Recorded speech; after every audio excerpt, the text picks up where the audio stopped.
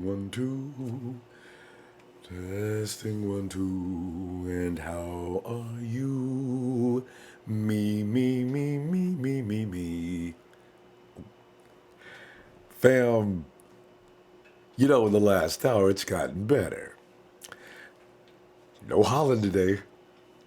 You know, I can just see this. We're going to have a winning season, fam. You know this. Now, if I can't even handle preseason games, what am I going to do? By week 8, I'll be worse than Marlon Brando. I did a good job today, my boys. Or worse than that Trent Baalke. I thought we did a good job today. I can't even do my Trent Baalke voice today. I thought we did a good job today. And I want to thank all those people in the front office that helped me secure this solid team and organization. But without them, I wouldn't be here where I am. And somebody would finally say, Trent, all you did was sign the papers. We did all the work. Stop. So, fam, a lot of yelling and screaming I won't be able to do, but it looks like I'm going to be able to get words out. Hey, so the first thing I want to do is acknowledge the Mod Squad. Daniel Serrano, Rhodes Matheson, YMSA. He goes by the name of Rocco, a.k.a. Jesus is my King, 777. You got J-Ron, you got Jeff 10, and you got, if I can do it, Razor. It's all about being gentle today, you know what I mean? You get excited as you like, because I'm telling you right now, today I want to talk about Richard Sherman, Alfred Morris, and oh, good Lord, who saw that coming? I mean, I'm sitting there watching, man, and I'm thinking, that's a pretty fine running back, ain't it? I mean, 49ers, we got Richard Sherman, who's now 30. We got Alfred Morris, he's 29, may as well be 30. And running back, and they each look like the best at their positions on the 49ers roster right now. I'm just saying, because, like, from what we've seen, right? We know Jerick McKinnon. Well, yeah, Jerick McKinnon. You know what, though? We'll discuss that. All right. But it's no surprise these guys are doing good. Between the two of these guys, we're talking about 6 Pro Bowls, right? They both came out, blew everybody's mind, because did anybody expect everything? They just thought, they're good, but you don't know what they got, what they've been training. Everybody's talking about Richard Sherman's injury. How long? All off season long. All you hear from the haters is, man, y'all got that broken down. Man, Richard Sherman ain't Richard Sherman no more, man. We got on the other side of the field. Keller Witherspoon, he ain't got no experience, man. 49ers ain't got nothing going on in the secondary. You said that, didn't you? I remember you, and you know who you is? Dallas, L.A., Oakland. Y'all know, right? Huh. I will say this, though. It's early in the season. They're fresh, as football players could be this time of year.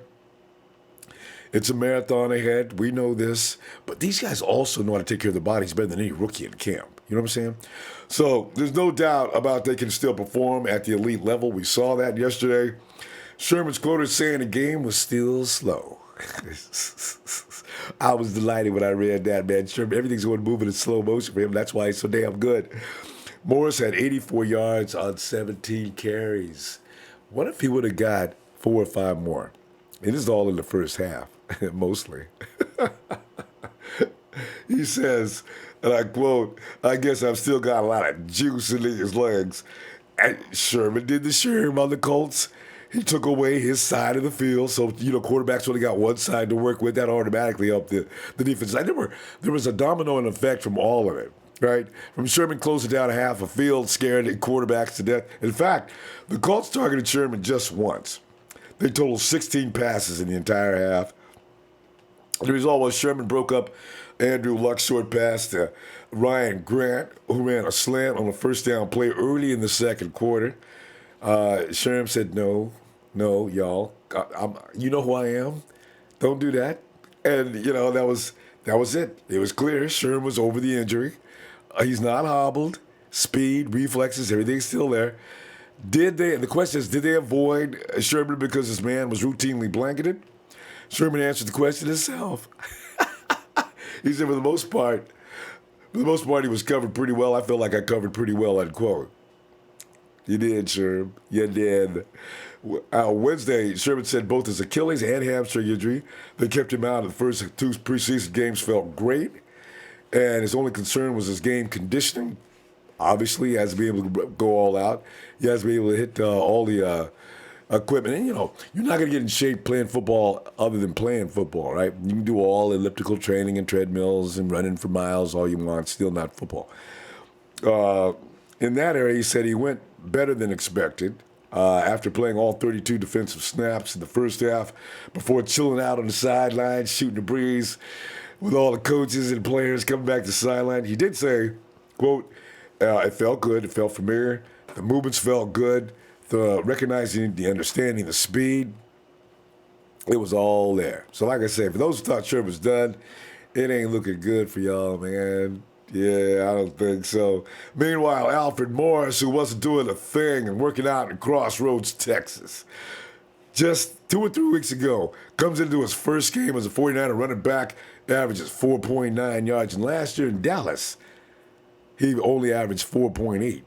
So he's got a point up. And he's going to get better than that when he gets in better shape. This man just started, right?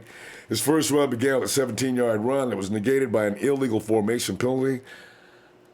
You know whoever did that, who was that? That was it that Keys in that first play? All right. Morris later said, quote, it felt great. It looked great. I hope hopefully that kind of helped my odds staying on the team. I thought that was hilarious. With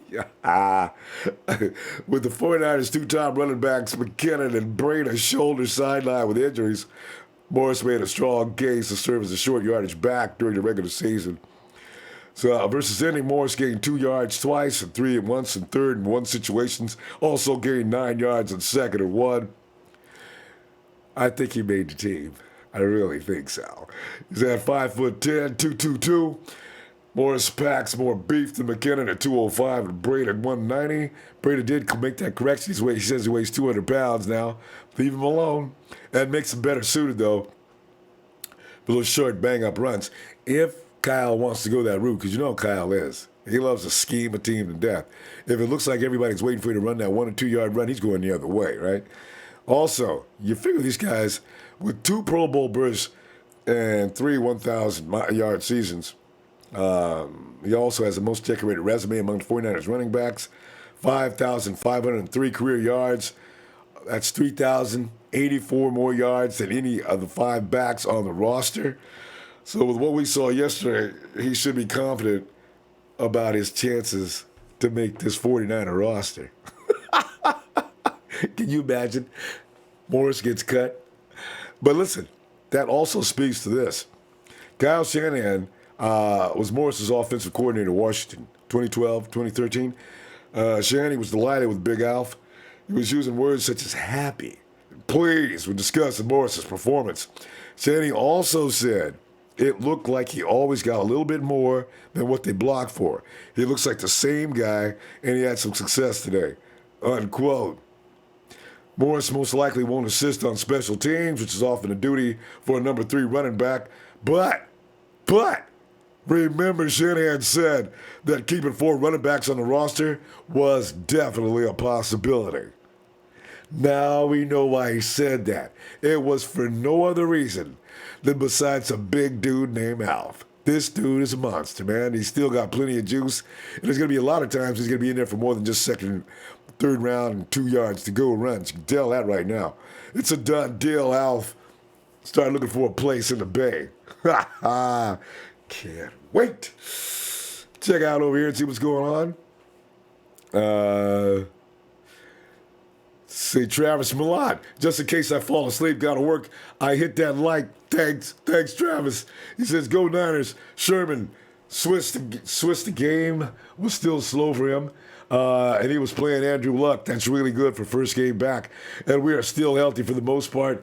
10 wins with McKinnon and Morris. Perfect 1-2 punch. John Allen. Yeah. You almost got me. I almost did the yabba dabba do. You know how I love to do that. can't do it today. Mr. Fang, Mr. Fang, 333, all is lost. The season is already over. We can't possibly win. I need to be less optimistic. Ron Manhammer says, what up? West Coast, 57257. Goodwin, Cooks. Goodwin over Cooks. Goodwin's our best wide receiver since T. Oh, whoa, whoa. Goodwin is a bad dude. Huh? I get afraid to say too much about him because people get all crazy when I start talking too crazy. But Goodwin, every game he comes in there, and does he ever fail to make a reception since Jimmy G's arrived? Empire Strikes Back. 49ers, Goodwin going to get his 1,000 receiving yards this year. Luke Walsh, it's almost Ronbo time. Hey, Luke, thanks, fam. Ike Walker, think Matt Brady's a third back. Jared and Morris are the starters. No matter who's starting, Kyle uses two backs throughout the game anyway. And that's a good point. He'll apply in whomever has what skill set in whatever situation dictates. Jeff Tarrant, thanks, Jeff. Jay Apathy Meadows, Niners gang, let's rock. Val's 808, man up. What's going on, mi familia? And Roguish Day, I almost, but I still refuse to stop talking 49ers football. The voice will hold up. Gold bars. Yo, new voice sounds smooth, Ronbo. Thanks, man. Othello, Alfred 21, Alfred Morrison looks. He leaves it after right here. Kim Boutro says, I'm here now. We can start. She's right. Let's go to the phone right now. And it's got to Rev, standing by. Rev, come on out from the East Coast to New Jersey. Ronbo. Yo. Rev. Hey, Rev, I just realized Rev's in Carolina. Am I right? Yeah, I'm in the dirty. Rev, your assessments of your new running back, Richard Sherman, come talking about the game still slow, y'all. And y'all can't have this side of the field, and you know this. Well, I wanna start this one off. You know, I want to give a shout out to my fam, the Red and Gold worldwide. You know what I'm saying? We Niners for life. You know, we had a difficult game, but Miss passes. Well, now that I got that out the way, I am thoroughly happy with Alfred Morris being signed. He is a very capable, balanced back, in my opinion. He had great years in Washington. He knows Kyle's scheme, and he's the kind of running back that we need for this system. His first run when he broke off for 17 yards, I'm like, man, look, ooh, he hit him with a cut. Ooh, he hit him with a cut again. And then came right back. We got penalized and then came back and ran for 12. So that tells me right there, you know what I mean, he needs to be our starting running back. That's just me. Everybody got their own opinion, which is fine. I definitely see him making the roster. I definitely see him being a very key piece to our running game because, you know, I love our speed backs. Don't get me wrong. I love them. But when you light in the ass, you going to get hurt. You going to get hit. Morris is not scared to, you know, get square, get low, start trucking. I mean, he's capable of doing it. I was excited to see Rich, you know, Uncle Sherm out there doing his thing, which, you know, we all kind of knew that with him coming in, you know what I'm saying, let him get his legs back under him kind of thing. My biggest piss-off is going to be defense this year. I truly hate our defensive scheme. It has been plucked, picked, deciphered, however you want to put it. That scheme, it does not work no more. It really does not work. Our pass rush, we couldn't even rush a damn fly right now. And that's going to hurt us all year long. Is our, you know, we have no pass rush. But Rev. So Rev, I just want to ask one thing though. Did you notice the pass rush look a little different yesterday? It did. They looked a little bit more aggressive. They really did. They got there a But few we times. need that. We got some good key plays on defense. You know what I'm saying? Getting a couple little run stops here. Getting to luck a little bit. The run? Um, Now, Rev, the run was shut down. They got, Alfred Morris like had more yards than their whole team did running. yeah. So that's the one thing that I was liking, because I was seeing, hey, as soon as the running back got the ball, it was like we said, shut them lanes down. Boom, stop them. Come week 1, we're facing Dalvin Cook. Facing Dalvin Cook. Oh, right. Ruben's not going to be there, and he loves him some Dalvin Cook. Nope. Damn, I'm worried about that. Oh yeah. I'm excited for this game this year. If our defense can just get some kind of rush penetration, hit a quarterback, I will be fine. I think the secondary will do a lot more this year compared to last year. Dante left. Sherm going to do his thing. Mm-hmm. And Sherm did his thing. Rev, also remember, Rev, that defense you saw yesterday, it was vanilla. 49ers, that pass rush they did yesterday, that was an experiment as well. But most likely, they made one mistake and they'll go make an adjustment. They forced Andrew Luck up the middle. Every quarterback was stepping forward. That was step one. It used to be the quarterback did not concern himself stepping forward. He kept running back, knowing with the edge could not catch him. There was none of that yesterday. That's step one. Now you got Sherm taking half the field away. That next step is now linebackers. As soon as that flush happens, if D-Buck is in on the flush, you got to move up. There were some things that I saw fundamentally that weren't right, but I do know that it was a vanilla defense, and they were just sitting back in coverage. I see a possibility of a lot better defense than last year. But go ahead. Oh, hands down. I totally agree. A very big improvement. It's just going to take some time. Our schedule is real brutal. Our first 5 games are true tests.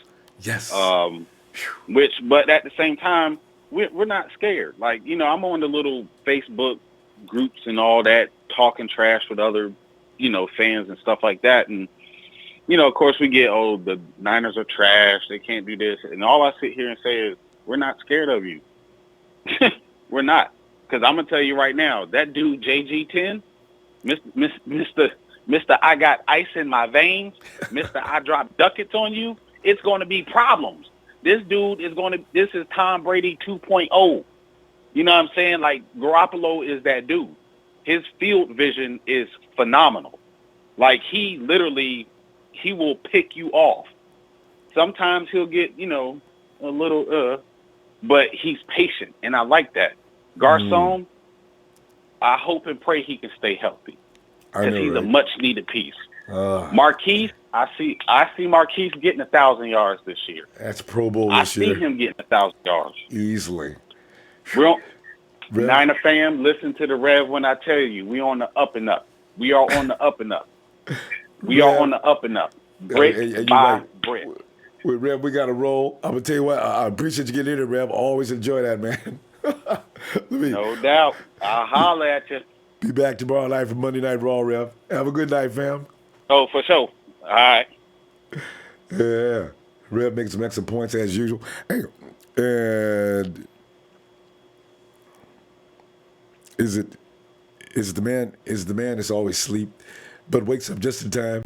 And the reason why we go earlier is just so we can get Yamin while he still got clothes on. Yo, Ronbo, what's good? Just woke him up. Yamin, what's up, fam?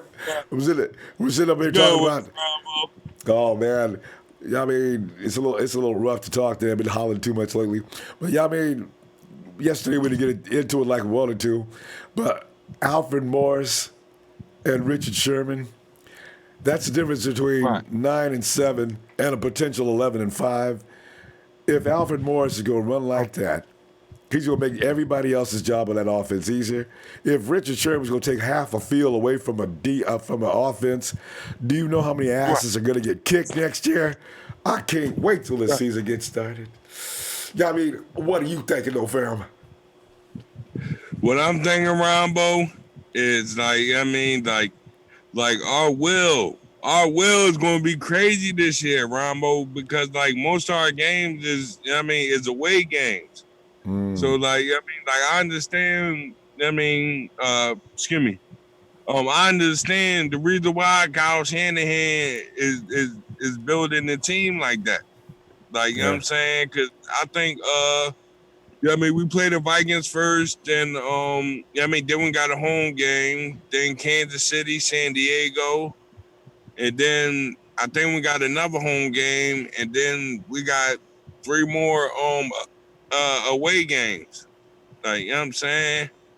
Like, Second, we don't, excuse me, Robo. We don't get 3 home games until December.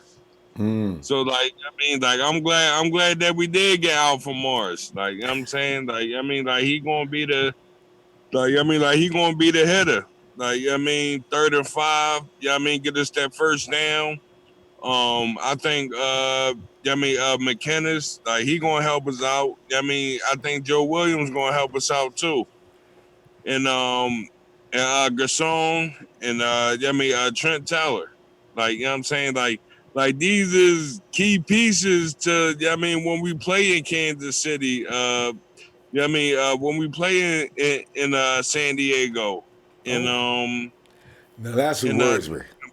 The Chargers. Kansas City, I'm done being scared of Kansas City. I watched them yesterday, I mean, they're being way overhyped. And I mean, can you see that dude trying to throw on Sherman? I can't wait till he gives that a shot. I hope his coach tells him, stay now away from Sherm. now Rombo, I'm gonna say this. Like if we lose to the Vikings, we're gonna beat Kansas City and San Diego. And Detroit. Because Reuben Foster come back on the September 23rd. Yo, Just in that's time. 2 days after my birthday. Oh, Birthday September 21st. V's up. Salute to the Night of Empire. Salute to Ronbo. Earl. You know what I'm saying? we'll celebrate that. He's coming back from Kansas Earl. City. From PA to CA, you hear me? Hey, y'all, You know I like that. But Rombo, I think Dude, our journey is on the road this year. So I think we're gonna be a good team. Like, you know what I'm saying? yeah. I think Richard Sherman gonna do his thing. I think Kawhi Williams gonna step his game up. And then I think surprisingly they're gonna sign E. Reed, before the season starts. Like, you know what I'm Could be. saying? Maybe. He already knows everything. He doesn't have to come in and learn anything. So, yeah, it's possible. Right. I like Ronbo, I still don't understand why, they ain't give, I still don't understand why they ain't give, E. Reed at least a 1 year or 2 year joint. Like, you know what I'm saying? But they did, yeah. I mean, Like, but they didn't offer him enough money. I think it was a vet minimum or something like that. The offer wasn't that good, but that's because they call him a backup now because they gave Kwaski T his job. So they say we don't play backups. This is what backups get paid. So that's why I got that. They say. Todd, all right, but he Reed, Todd, he a role player for real. Like, you know what I'm saying, he Reed, he a straight cannon. He was there with Colin Kaepernick. He been to the war and the fire. Like, you know what I'm saying, so. True, Like, true. they better, respect E. Reed stripes. Like, you know what I'm Yeah, saying? yeah. I feel bad about him. I really, man. Nobody's still calling him. He almost had a job with the Titans. They didn't get back to. Well, he tried to get back to him. The plane, something happened. He couldn't get there. They gave the job to somebody else. His luck is just terrible right now. So, Like Rombo, I'm gonna hold Jet York accountable because, you know what I'm saying, Trent Bulk, he not there no more. Like, you know what I'm saying, and yeah. like I think, I mean, E. Reed, like he deserved, I mean, at least a 1-2 year, John. Like, you know what I'm saying? Because, like, how you just going, just, I mean, just let him go like that? And, I mean, he was a big piece, I mean, last year and the year before. Like, you know what I'm saying? It's hard to understand. Yeah, I mean, but you know what? I'll tell you what, fam. I mean, we're gonna go, and I'm gonna see you tomorrow night. Be looking for you, and who knows? Reed may get signed overnight. Yeah, I mean, Robert, I got the call up there. Like, I mean, I got called the White John. Like, I mean, like, this is my second time calling. So, yeah, I mean, I'm going to let it know. Like, yeah, I mean, this young man again. Like, you know what I'm saying? She gonna be like, who this? Mommy, this young me. Like, you know what I'm saying? Yeah, I mean, and yeah, I mean, I'll be like, look, like, I mean, like, I need to talk to Jet York and John Lynch. Because, I mean, she already know from the door, yeah, I mean. Like, I mean, like, I called the first time. Like, Yeah. you know what I'm saying? Charlie knows Yeah, I it's mean, you. They probably your name probably comes up on the ID. It's yeah, man. Yeah, they let me- better, I mean, they better know. Like, you know what I'm saying? Because, like, I mean, like, we got to talk some business. And, yeah, I mean, Ronbo, I mean, God bless. Like, I mean, like, if I had a chance, Ronbo, like, I mean, like, I would talk to them. And every time the Niners scored, like, I mean, they got to pay you for Niners. Like, you know what I'm saying? Real talk. Like, I mean, like, I would want that to be the, I mean, when we score a touchdown, like, I mean, like, I would want them to play that joint. Like, well, you know what I'm saying? shucks, yeah, I mean, and Minnesota blows that stupid horn every time they score. Why not? You know what I mean? Right. Hey, yeah, I mean, let me see you tomorrow, fam. We'll let a few people in there All before right, I Rombo. pass out. I love you, Rombo. Yeah, I mean, get well. Thanks, yeah, I mean, love you back, fam. Like you get a chance, I mean, drink some tea. I mean, pour a little cap full of E and J, and then clear out the sinus. Thanks, fam. All right. All right. All Have a right, good love night, you, yeah, I Rombo. mean. I'm out. All right, fam. And we go to James. Come on in, James. Hey, what's up, Ronbo? Hey. How you doing, man? Oh, man, doing all right, man. As soon as I get my throat back, I figure about 24 more hours I'll be okay. I was about to James, say that, man. yeah. So you got, that's what I'm saying. The 49ers, don't let us get on a winning streak. James, if we beat the Vikings to open the season, I'll probably sound like Trent Baalke for the rest of the season. Because I know I'm going to lose my mind, man, because I know that's the gate right there. That's the gate. You get through that gate, the momentum, the confidence, the execution, everything will become razor sharp. I can already feel it. Go ahead. That's the gate, definitely. And I'm going to tell you, I really do think, if you ask me, I really do think that a difference maker that's going to wind up starting if he stays healthy and continues to play like he is. I really think that they got in their plans, and I believe Robert Saleh might agree with it only a little bit, but I think Peter Tampapino might actually beat out Malcolm Smith. And we're going to get a chance to see that because Ruben's going to be suspended in first 2 games. So most likely, they're probably going to play Warner, Malcolm Smith, and Tampapino. Okay? That's who I believe. And I really think this kid is a difference maker from what I've seen in his playing ability, healthy. And I mean, even I think I think Earl Mitchell is not going to make the cut this year because of the play of Julian Taylor, Sheldon Day, and DJ Jones. But I still do think Julian Taylor will beat out Day and Jones hands down. But we're still going to need a rotation of defensive linemen as well. Right. I think Ronald Blair is going to get cut probably because they already signed Chris Jones again. And Chris Jones, it was just last year that they actually let Chris Jones go and kept Ronald Blair. Well, Chris was actually on the IR all year. He was one of the stash players. And then I do believe, from what we've seen in Alfred Morris yesterday, I'm led to believe, I'm going to tell you, I think when they take an evaluation of the running backs, okay, Joe Williams right now is on IR, I do believe. Yep. Now, you got McKinnon, Morris, and Breida. But I do believe they may actually decide to let Breida go because they may be really liking Jeff Wilson as well as Jeremy McNichols. That's a big decision because McNichols is a good blocker. Wilson can block. Breed is a great runner, but his blocking skills are just suspect. Okay, they really are. They're suspect, and I don't know if they, when they sit down and evaluate it. I mean, this guy took on one major block with a big defensive tackle, and he winds up getting his shoulder toe up, and he's concussed all in one play. McNichols and Wilson are great blockers, and that play that really weighs heavy into, assuming do you keep a running back or not? Because you can have a running back and go out there and put up 200 yards a game, but if he can't block for a quarterback, the quarterback is the most important piece on the team. James, if you got Morris, so you're probably going to utilize Matt Breida in a different situation.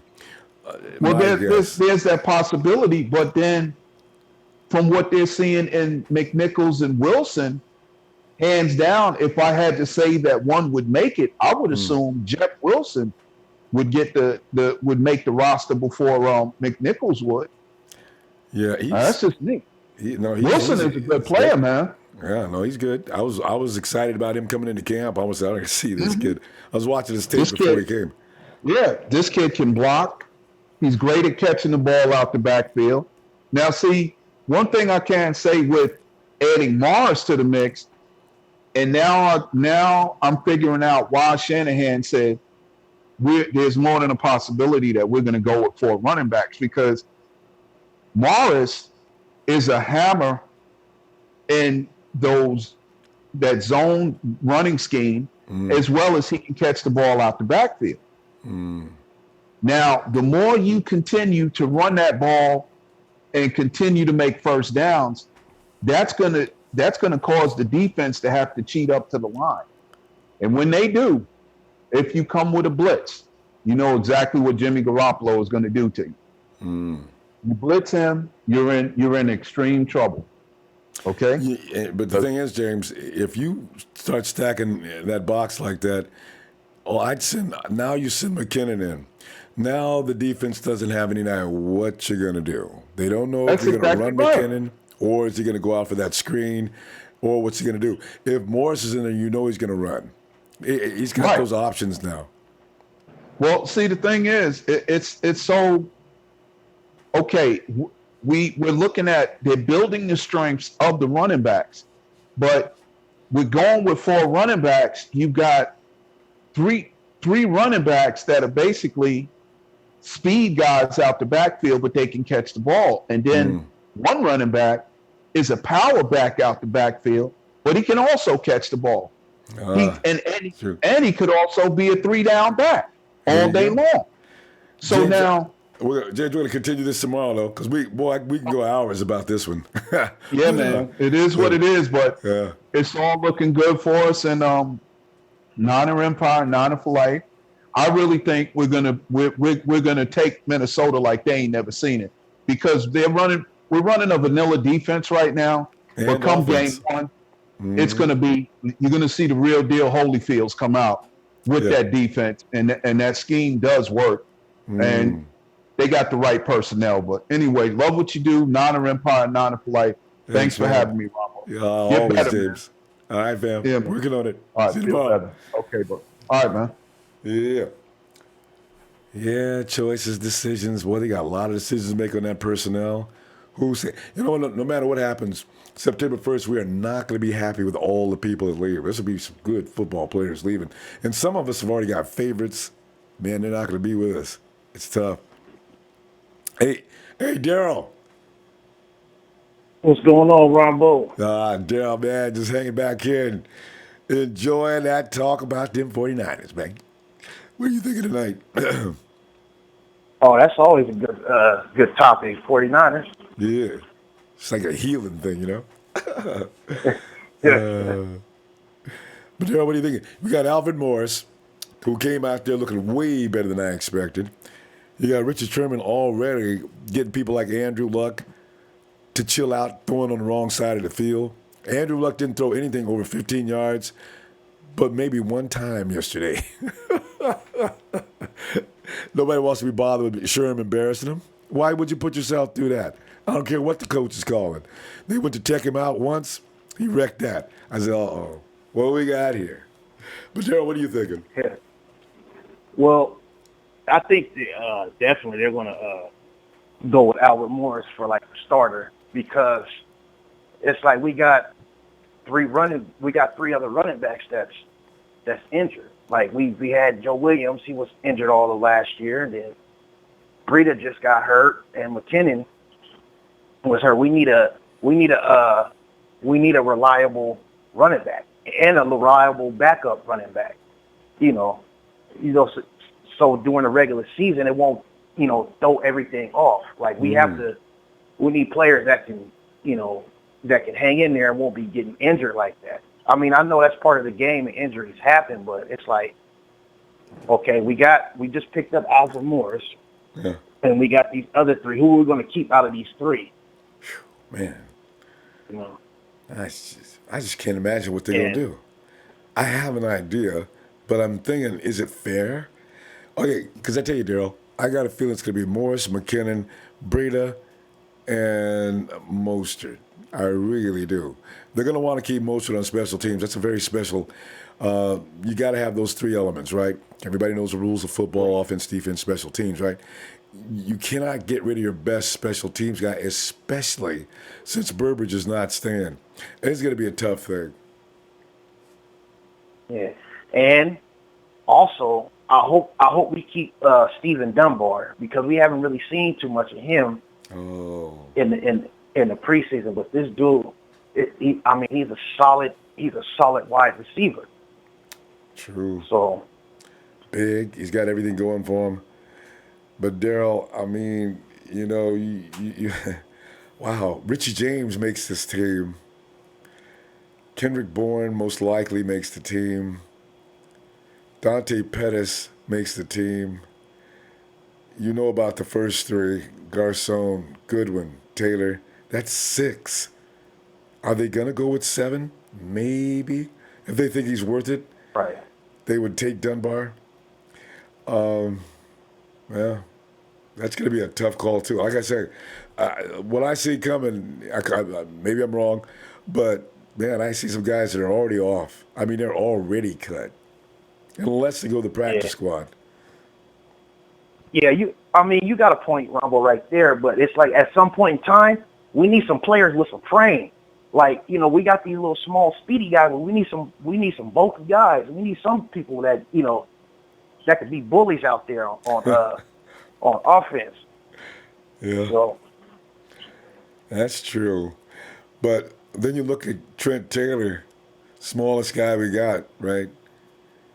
Jimmy G lights him up. And the only reason he screwed up yesterday is because he's standing in the middle of a zone. The 49ers' best work with Taylor and guys like Dante Pettis who can get away and get separation. See, they were running a vanilla offense yesterday. Those guys will be on the move from now on. They won't be standing around in those zones waiting for it to collapse on them. And you got to have that kind of talent. Does Dunbar have that kind of talent? Because if they're going to do the alley-oop pass, it's either going to go to guys like Kittle or somebody like that. If they're looking for a big guy in the end zone, they're probably going to go tight ends. Maybe even Cole Hicatini. He's got one more drop to miss in the end zone. No, he's out.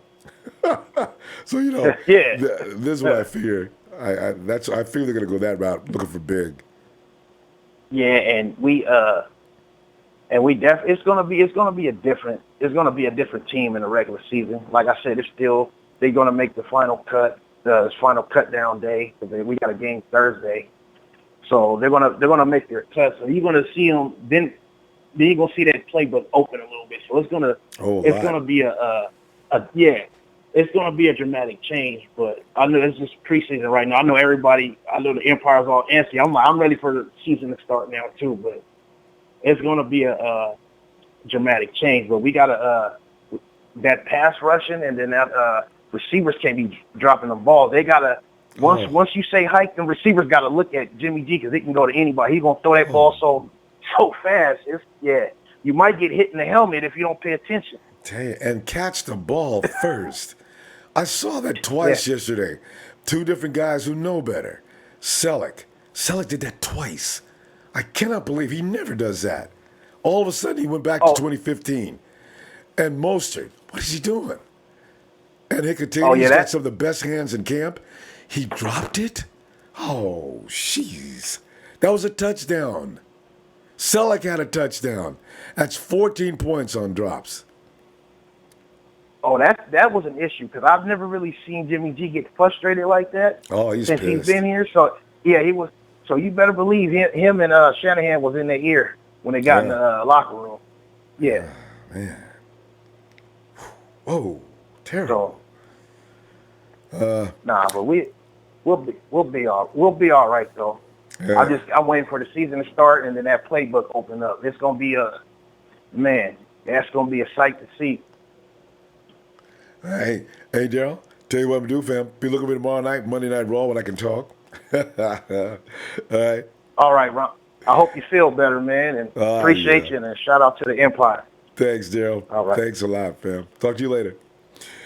All right. All right. And that's great. Hey, Nighthawk, East Coast and all. Hey, Nighthawk.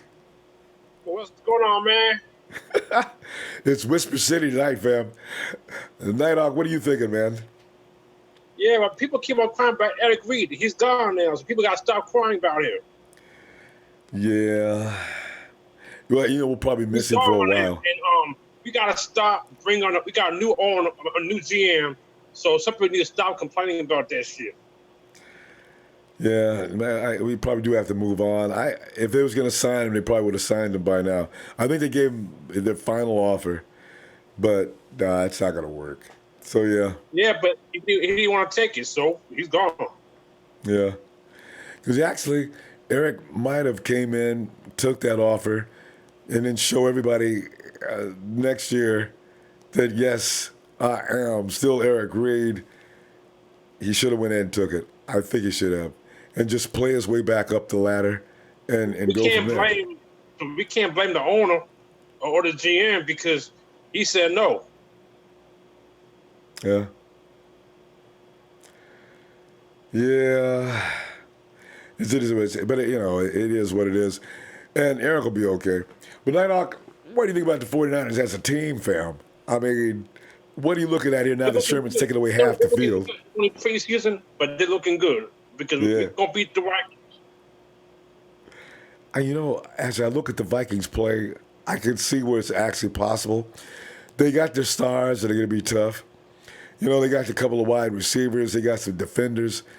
But when I look at the 49ers team, knowing what Kyle Shanahan can do to a defense, and all of our defense got to do is hold, I don't consider us out of that game.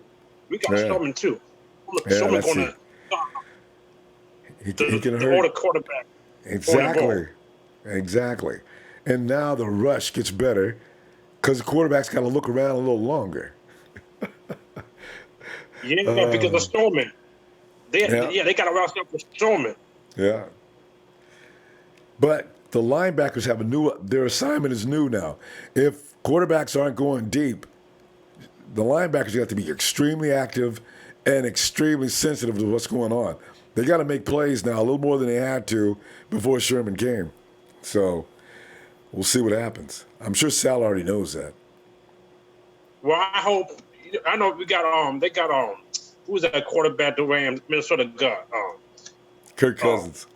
Kirk. Yeah, Kirk Cousins he's gonna get accepted. I'm telling you that right now. If he goes deep, he better go deep accurately. He's gonna get intercepted.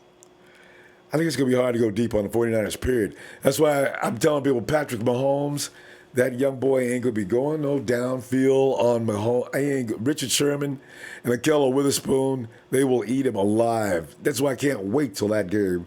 And I know I'm right on this. Man. I'm telling you, man, we're going to beat the crap out of the Vikings. I'm telling you that right now. Oh man. Well, we shall see soon. Yep. Go Niners. Nighthawk is out. Yeah, Nighthawk. All right, fam. Talk to you tomorrow. Oh man. And that's it. Is it the rod? Or is it? Okay. Hey, what's going on, Ronbo? Hey, Rod. What's up, fam? I can't call it, man. Rod, you know I would bring you in a normal fashion, but tonight I'm actually in sick bay. Hey, man, I understand. I can't even holler. really you do. know how bad I want to holler? What? Maybe tomorrow. Rod, Hey, good to hear from you because you know what? Last night was probably, I don't know, did you see the game? yeah, unfortunately, I did. Yeah. Now, Rod, now is your But I tell you disappointment what, man. behind all them drops? Some of the defense? What's on your mind? Rumble, I feel like this, man. I mean, once again, I hear all the panics from the 9 Empire, but everybody still need to be reminded it's preseason. If any of you guys think for 1 second that Kyle Shanahan is fixing to show you a blueprint of his game plan for the regular season, then you just don't know football. Yeah. The only thing this man is doing in the responsibility of preseason is to see who's ready for the regular season. The guys that aren't going to perform aren't going to play. Simple as that. So, bottom line is that, we just got to be patient. I heard a gentleman call in not too long ago who said that the defense isn't working. Man, I hear what you're saying, brother, but you got to keep something in mind. This defense is being rebuilt. We just transformed from a 3-4 defense only 2 years ago now. So with that being said, we don't really have any first round picks outside of Reuben Foster on the defense now, except for guys that were picked by Trent Baalke. So, as far as Eric Armstead goes, well, my bad. Well, we still do have DeForest Buckner, but I mean, it's still a process, man. And I mean, I don't think that we've given these guys enough time to just, throw in all our eggs in one basket and say that it's just completely over and we need to get a new defensive coordinator. I mean, you got to have some type of continuity. And I mean, let's keep it real. I mean, I think in one season, they took care of a problem that we had the entire time when Baalke was there. We got cornerback who could play cover and who could press with McKellar Witherspoon. Yeah. Not to mention they bought, for the first time, they had actually addressed the cornerback position in free agency by getting a big name like Richard Sherman. So, I mean, let's give the front office credit, man. I mean, they can't just replace everybody and give everybody big contracts. I mean, because it won't work. We'll end up being like those candy ass Rams, who have got a big surprise coming, man. That you cannot mercenary a team and when it's already been tried too many times before. It worked once with the Eagles, right?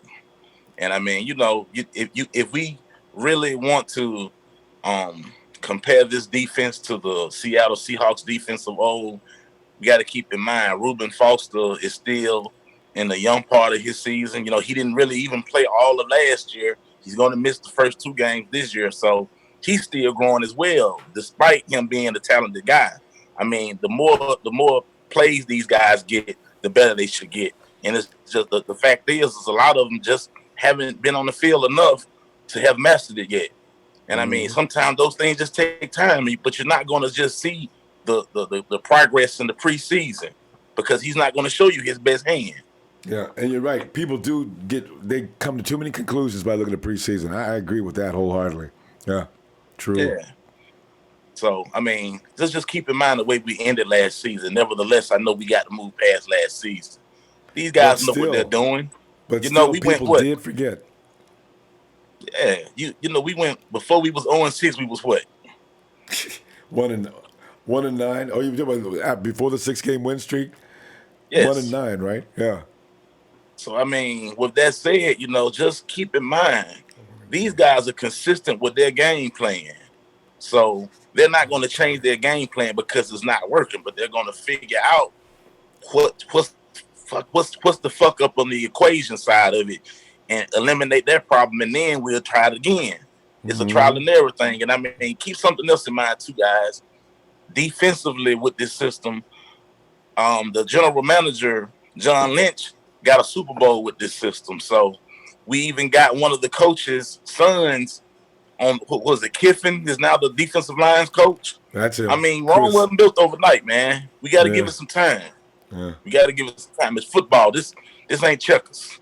Yeah. And this is the time to make them bone-ass mistakes they be making. They made some stupid mistakes yesterday, but not unfixable mistakes. That's what I like, you know? Yeah. Yeah. But I know you got to hurry up and go. I put this in and then I'll be through. I feel like as far as the what moves we can make to possibly turn away from the way the preseason has looked, as far as everybody's trying to predict how the season is going to go, maybe we should try to make a real push for Khalil Mack. I mean, I hear what everybody says about, well, the Niners are not going to pay anybody. Look, Khalil Mack is young. He's in his early 20s. And we have the cap space to take care of that. So, I mean, why not? Look, if we have to give up a first-round pick and maybe one or two players who not even on the depth chart getting real time or hasn't been real productive, then, I mean, let's make a move for it. I mean, I think we're at least in that portion of the rebuild process where we can afford to sacrifice a player or two in maybe even a first-round pick. I'd give a first-round pick in a heartbeat. After thinking about it, somebody brought to my attention last week, 49ers are probably going to go for an edge rush in the first round anyway, right? Why do that? If you're going to get a first-round draft pick and go for the edge, give it to the Raiders. Take a first-round pick that you know damn well is going to work on the edge for years. Right. Khalil Mack comes, and people think I'm kidding. I say, if Khalil Mack gets on the same field with DeForest Buckner, Solomon Thomas, and Eric Armstead, I don't care what order you put them in, 49ers go to the Super Bowl. There's no doubt about it. You got Richard Sherman back in that lineup. You hesitate to throw the ball, you're dead. I don't care which team you are, you're dead. That's why they probably should go for Mack. I just hope they can. If they did, can they pay DeForest Buckner next year when they extend his contract? I think that's what they're looking at. Oh, man. I mean, why wouldn't they be able to afford it? I mean, we like, what, in second place with cap space right now? I think at least. Yeah. So, I mean, this is the time to go forward and do that, man. I mean, okay, down the line, let's say we can't afford to play a player like, even Jaquiski Tart. I mean, it's football, man. It's a business. These type of things happen. But guess what? When you got good people in the front office, when those type of things happen and we lose good players, we replace them with other ones. So, I mean, I got faith in them, man. I'm not going to just treat these guys like their name is Trent Baalke. No, you're right. They know what they're doing, though. It looks really like they know what they're doing. But look what they got. They got Adam Peters, Martin Mayhew. These guys, these old gunfighters from a long time ago. You know. Absolutely. Hey, Rod, I'm going to tell you what, man. I'm looking for you tomorrow, huh? All right, man. Y'all hold it down, Nine Empire. For you, man. Niners!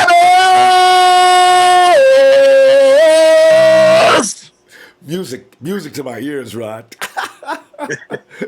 Hold it down. Salute, Kenny. All right, fam. See you tomorrow. Take it later, all right. Hey, Kenny. And Kenny's in home mode. He's not having to watch the door. Kenny, what's up? No, I'm at work. Yeah.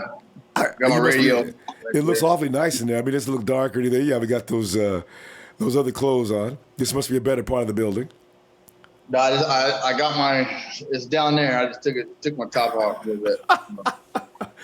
Kenny, we're sitting there discussing things like we got a guy that's going to take half the field away from the defense or from the offense. We got a running back we had no idea even existed. That's going to make a huge difference. How are you feeling about this? Man, I'm upset that Kyle Shanahan is sticking with C.J. Beathard, man. I think Mullins should be C.J. let go. C.J., man, he just got worse. I mean, You had a whole year. I mean, I know he got thrown in the fire, but I mean, you should be a little bit better, especially having 6 games under Garoppolo to watch and learn and have an off season with him. Man, you should have gotten a little bit better, and you actually got worse. So I would get rid of him. The next guy I would get rid of, Jimmy Ward, and I would replace him with McFadden, Tavares McFadden. Man, I hope he makes the team. And then I'd get rid of Malcolm Smith, and I would replace him with Brock Coyle. Brock Coyle should make this team, man. He's not a bad player. Brock's not going to get cut. I would bet on that. He's too solid. Yeah. He's reliable. And even if he's not playing linebacker, he's great on special teams. Brock Coyle's a good football player.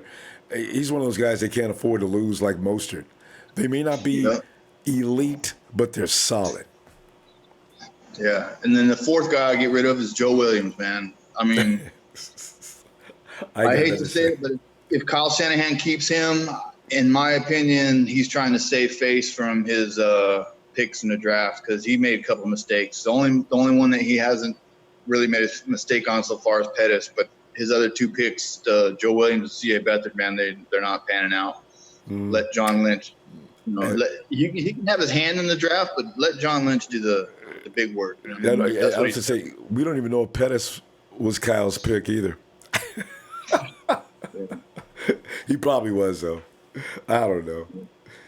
But, man, I'm just, man, it sucks when these contracts are made to where you're forced to keep somebody that you don't want on the team. I mean, because of how much dead money is going to be there if you let him go.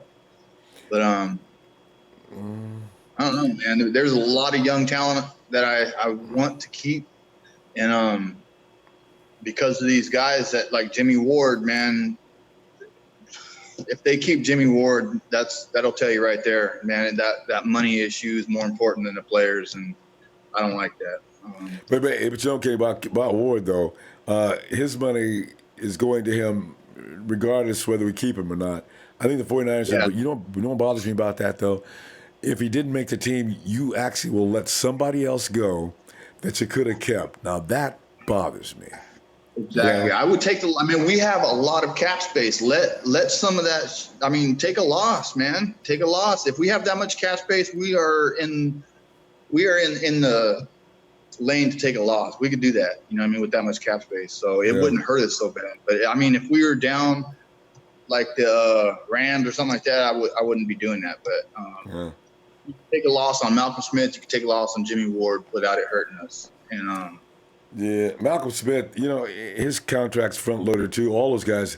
After this year, the 49ers, Parag Marathi set that up so they're not going to get hurt by that next year. I think there's a minimum amount. If you get cut, there's clauses in there that say if you don't make the team, blah, blah, blah, that type of thing.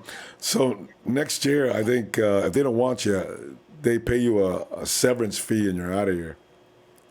Yeah, remember that game Malcolm Smith played in? No. Yeah, me neither. We haven't gotten anything out of the guy since he's been on this team. I got to tell you, Kitty, he looked good yesterday, though. You know what Malcolm Smith does do? The run game, the Colts couldn't run yesterday. Malcolm Smith was part of that, though. When it comes to the run, Malcolm Smith is good. I give him that. You can pass on him, but you can't run on him. This is why the 49ers run game was just brilliant yesterday. Got to give him hands off on that. But, man, Malcolm Smith gets paid. Dude. Yeah, Fred Warner is getting paid too much, though. Fred Warner, man, that dude was he might be better than Reuben Foster, man. Whoa. But together, you may as well have him out there at the same time. I can't wait. I just wish he was going to be there for the Vikings because Dalvin Cook, he wants nothing to do with Reuben Foster. Do you remember that play that he's like sitting there saying, who's this dude on my ankles? That's Reuben tore his butt up. I said, there's not a lot of running backs that Reuben Foster can't anticipate him and take him down. So we will miss him in that first game. But you're right. Fred may fill that void for at least that game. Man, I in my opinion, I think he's going to end up being better than Reuben Foster. Just saying. I love Reuben Foster, but Fred Warner, man, he impressed me yesterday. You know what? I hope he does. Because if he's better than Ruben, and we still got Ruben, there won't be a better dual combination of linebackers in the NFL. If in 2 years from now, if that is the case, whoa, damn, Yeah. oh, man, I want to see that. So, good luck to Fred above Ruben Foster. Yeah. Anyway, Ronbo, I'm gonna get off here. 13-3 because we got Jimmy G. 13-3 because we got Jimmy G. And shout out to the Hit Squad, Night Out Fan Club, Rumble Sports, A1 since day one. And I'm gonna take you out how Rob took you out.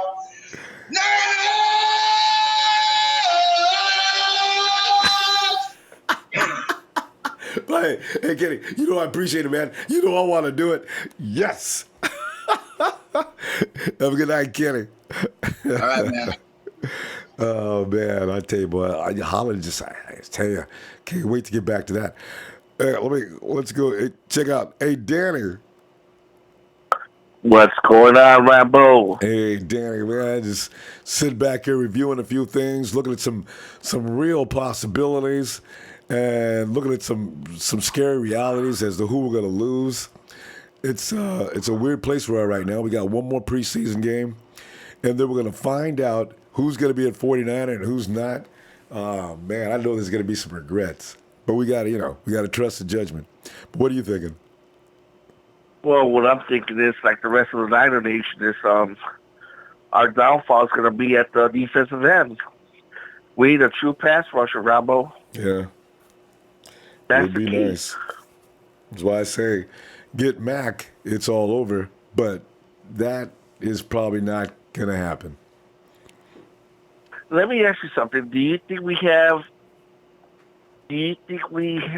you see in the that can step up as a defensive end for us throughout the season?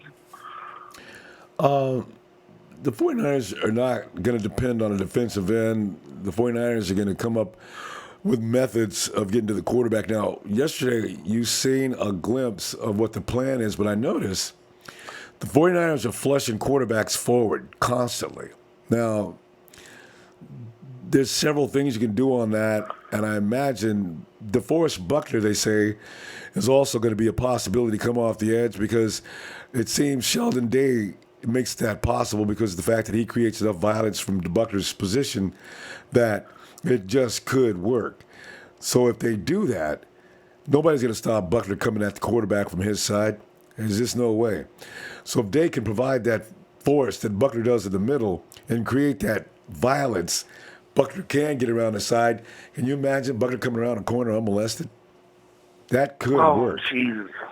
That could work. That's a possibility right there. But my question to you is, it's like, I mean, will they stick to it throughout the whole season, or just an experiment?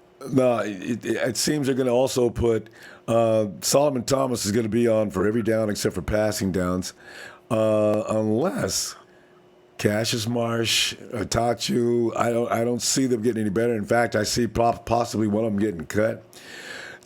They are the guys that the 49ers would like to see step up. Meantime, they're going to experiment with Solomon Thomas. DeForest Buckner probably rotates with him.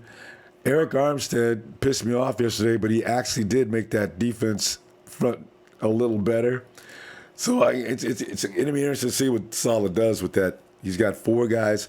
And get rid of Earl. Earl Mitchell is too slow. He's not athletic enough to work with those guys he's working with. You got to use Sheldon Day, or you got to get DJ Jones in there. Now you've got an active and quick bunch of big guys. Well, we'll see what they're going to do. Well, I mean, I don't know. I mean, it's just this scheme. You know, we talk about the defense. What's his name? Robert Saleh. Yeah. The defense coordinator. Yeah. I mean, I understand they're trying to do like the Seahawks kind of way, but I mean, think about it. At the end of the day, that didn't work in Seattle either. It took them a couple of years to win a couple Super Bowls, and look at this, man. We're trying to do the same thing, and it worries me, Ronbo. It worries me. Yeah. Well, what would you rather do? I mean, if you had a defensive choice, what would be your line? I mean, what scheme would you use? You know what? I'll bring back Fabio. Yeah. Yeah. 65. I'll bring him back. Why not? Why not? Yeah. At this point now, though, you can continue to shuttle personnel. You got to give this a little chance to work because the 49ers have seen too many defensive schemes since 2014. So that means they be in learning mode. So you're going to have to wait 2 years again anyway. So you already got this going into a year, and it's in its second year. Yesterday we saw things we hadn't seen in a long time. It is a process, and it could be coming around. It may actually just require a little longer time. I don't know that it's a failing system as much as it is one that's in working to get better. Because we did see the secondary yesterday. Luck and Brissett could not do anything deep. That's a big step because remember last year, every quarterback in the league went deep on the 49ers. All day, all 4 quarters. They won't do that this year. That automatically causes the front line, gives them the assistance they need to be a little more effective. It may work. And remember, you haven't seen anything yet.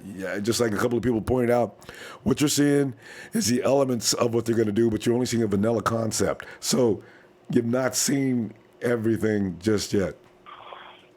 Mm-mm. One more question, Ronbo, before I let you go. So, how comfortable are you if, let's just say, Jimmy gets hurt? Are you comfortable with Terribly uncomfortable. backup, or the thought of that makes me wake up screaming. I can't. I'll throw my hands up in the air and say, and I'll be like all the other. You know how some guys think the 49ers going to lose every year no matter who's on the team and what? I'll have to join that crowd because I say, you know what, guys, we're done. We're finished. I like CJ. I got anything against him, but he's not ready. I don't know that even if you use the guy that's moving CJ right, I don't know. It just, God, it'd be bad, really bad. Yeah, that's a scary thought right there. Because I mean, our offensive line it's a little shaky. I mean, but we're gonna have to have faith and see how it rolls throughout the whole season. They did not allow Jimmy to get sacked yet. The offensive line's coming around. That's a good thing. Yeah, they're coming around. That's good.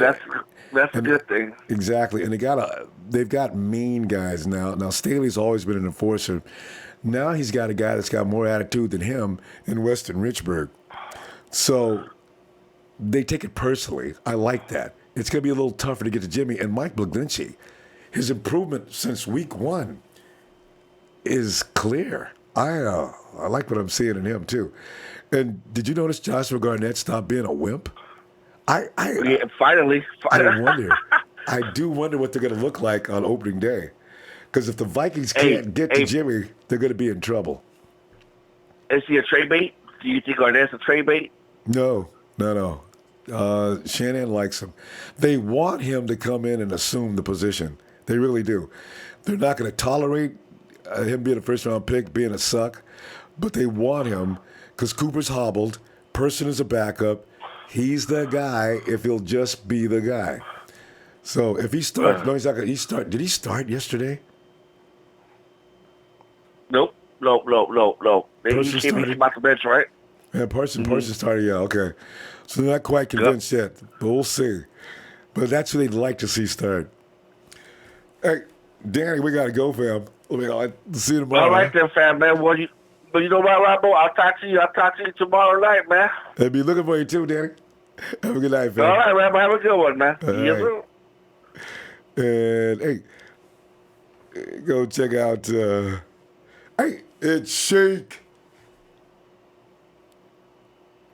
Ronbo, what's up, fam? Hey, how you doing, man? How's that voice doing, bro? Oh, man, I'm getting punished for always imitating Trent Baalke. Now I'm talking like him. And I can't help it. Man. I'm not even faking No. Yeah, you're not faking. You sound like Baalke right now. But I want you to do me a favor right now, if it's okay. I want you to take a little sip of your drink, man, because you deserve it, brother. You think so? I may have ran out. I got one more. All right. Well, I definitely. Yeah. There you go. You deserve it, Ben. You're the man. You know, honestly, Ronbo, you're the best at what you do. And you could have had your day off, but you came back because you're loyal, you're faithful. I appreciate you, brother. You know, we all respect you. Thanks, but you know, we're all here for a reason. You know, we were interested in seeing what's going on with the 49ers and, you know, who is going to be cut. And, you know, the 75 is coming up on Tuesday, so there's a lot of things going to happen. Sheik, I think it's all one chop. I think they're going to do everything, and we're going to see buses outside. They're all leaving. There's only one cut. Oh, wow. Yeah.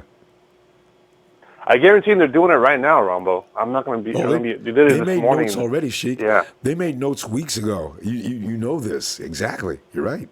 Yeah, and especially they're saying right now that CJ's automatic number 2. He's going to be our number 2. Mullins is gone. I know. He's going to get cut. I heard it. So, And Kyle loves CJ. What do you think he sees though that we don't see? I mean, CJ's probably better than what we're seeing, but I'm not sure why he'd want to see Mullins leave. At least put him on the practice squad. But then if he goes to the practice squad, I think he's going to get picked up though. Oh yeah, of course. They're going to pick up his mind and Kyle's mind, whatever knowledge he got from another team. He's going to bring him over there. So that's for the only reason. And you know, I see the Rams. Rudy obviously want Mullins, so it's fine. You could have him. That's what you're just like the Seattle Seahawks. You know, pick your own players, just like the Raiders are traders.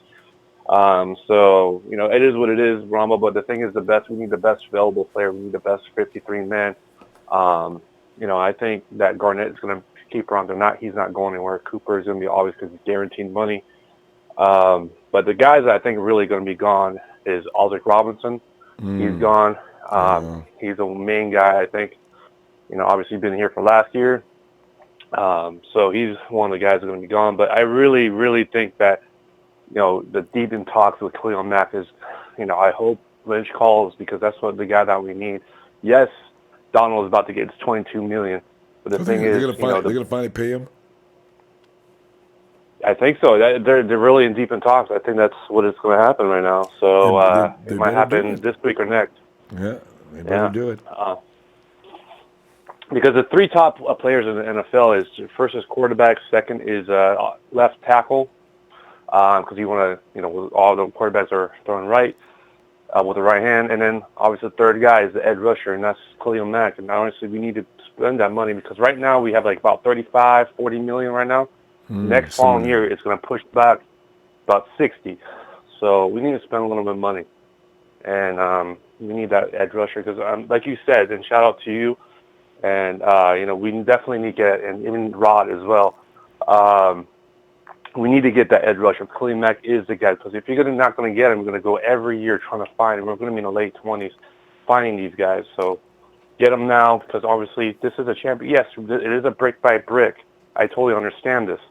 But we're building for championships, not this building, this constant building. Yeah, we want our own guys. We want to save money. We want to be smart, yes. But when the guys are sitting there, you got to get them. So that's my opinion about that. I don't know how you think about that. No, I agree. My only concern is, did Parag already mathematically figure this out? Is it possible to pay Khalil Mack? And because the first round draft picks, nobody's worried about those. Take it, but you got to be able. Are you going to be able to pay everybody? Who else do we have that we need to pay off or extend contract next year? Defoe's coming up pretty soon.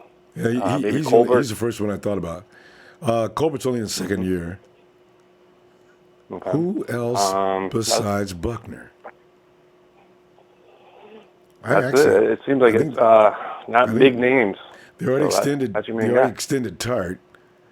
And they already paid Jimmy. Staley. Who? Staley's what? Staley? No, a couple of years ago he's going to be a free agent. They just extended Staley, so there's no problem there. So you know what? Okay. Lynch has probably already been on the phone, probably constantly. He knows what we already know.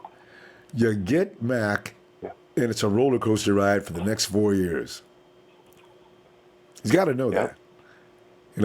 So it could be just nothing they're talking about. They say there's 12 other teams that have called Oakland, but they haven't said who they are. You know the 49ers are one of them. They are. And then the other teams available also in the names of the Jets and what was it? Their name's biggest, highest profile. There's another team that doesn't have any money. The Giants. Oh, the Giants are involved too. Yeah, Which but makes no they sense. have so many guys they spent. Yeah, well, where's the money going to come? You can't sign them. You know, they had to cut a lot of guys. Jets do have a lot of money, but why would you want to send it to AFC that you're going to compete into AFC if you want to go? Your Right. goal is going to the Super Bowl. Right. You know, you want to take them Raiders to the aren't allowed NFC. to do that. Yeah, And so. if I can also let me just add to that real fast, Lynch and Gruden have some ties because they obviously coached him in Tampa Bay, so they're obviously buddies, and someone they have they're cool. So he's right around the corner, an hour or 2 hours away, So he just calls him, hey, you want him? Get him. So I think Cleo Mack is the guy. Honestly, Ronbo, that'd be. You thought Sherman's going to be? We're going to get a little more. Collins going to be lit in the Ronbo Sports. But anyways, Ronbo, you're the man. Drink up. You're the man, brother. And honestly, Ronbo, hit that like, hit that share, hit that sub for this man. Could have been his day off, but he's on here for you, for us, for me. Let's get it. Niners!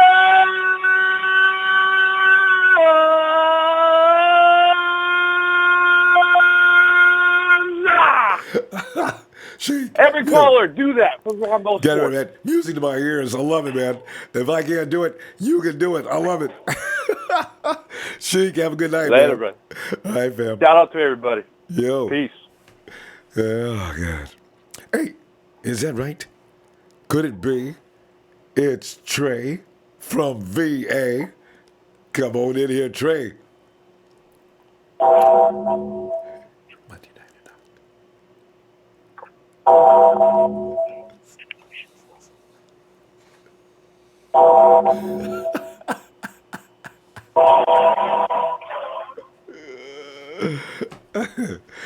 Oh, man. Finally. Yes, indeed. Why, And I do mean finally. Brother Ronbo, how we doing tonight, brother? How we doing, man? Right, fam. I hear how you doing, man. I hear you, brother. You struggling, man. How you feeling, brother? Yeah. Well, everything is fine. You just got that one part that you got to use that ain't working. So, I can go out and run you a 4-9, and I can also go ahead and bench a 225, but I can't talk. Look, I just want to say thank you. Before we get into anything that we get into tonight, I just want to say thank you. We know you playing hurt, unlike a lot of players on our team. It's been cute and it's been cuddly around here. Yes. Shout out to one half of the tag team champions, my partner. It's about that time of the year, Ronbo. We've had training camp. We've allowed training camp on here. I think somebody called us the Niner Nation. I think I heard Vic Fabio.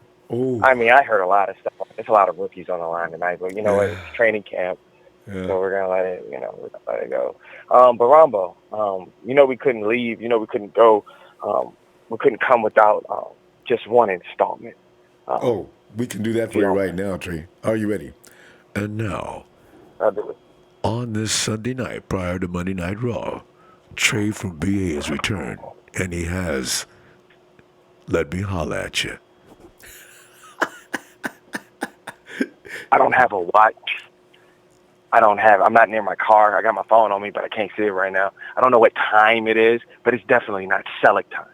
Okay? I've had my problems with this guy for a long time. You got my quarterback looking bad out here.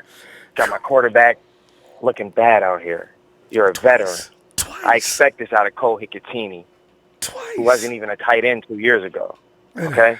You're an old guy. You got a lot of fame last year. I'm watching you, buddy. I'm not liking what I'm seeing. I'm not liking it. I got to holler at myself, Ronbo.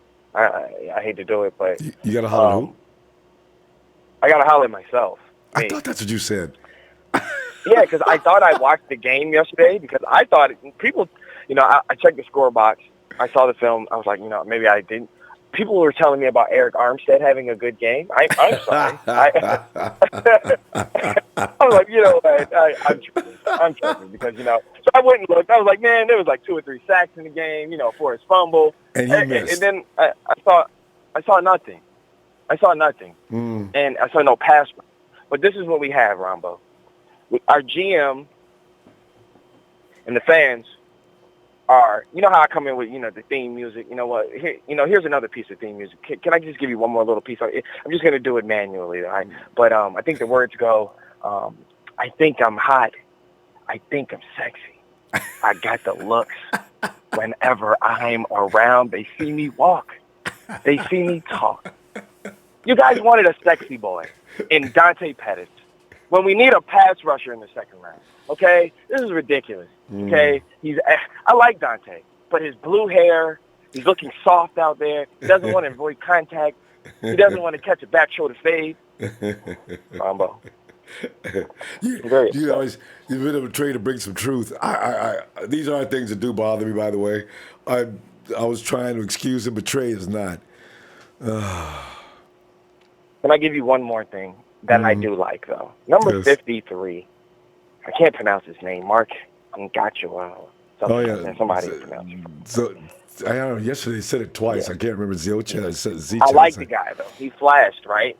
Because, here's a little insight on Eli. Eli went to UVA, University of Virginia.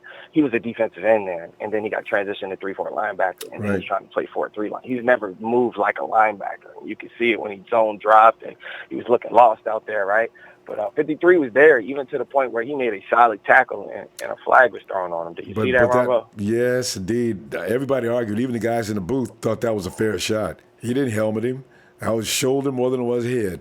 So without further ado, let me holler at the NFL real quick, Ronbo. Can I get one more installment for the NFL real quick? No, this is unacceptable. For a well-warranted, let me holler at you. Trey, will you please continue? Roger Goodell and whoever these pansies are that have never played football a day in their life, if you start calling plays like 53 had where he's tackling, there is no way a grown man can tackle a running back on a swing pass without lowering his shoulders and leveling a hit. The fans will stop watching. We will find another league. There are a couple of leagues popping up. Like, we want football, not flag football. And it's ridiculous. It's ridiculous that we can't even make tackles anymore. We're not talking about hard hits. One great thing that we did. Vince McMahon was watching, too, with his league. Oh, yeah. I mean, Vince, if he's a smart guy, his first promo would be like, come to the XFL where you can tackle.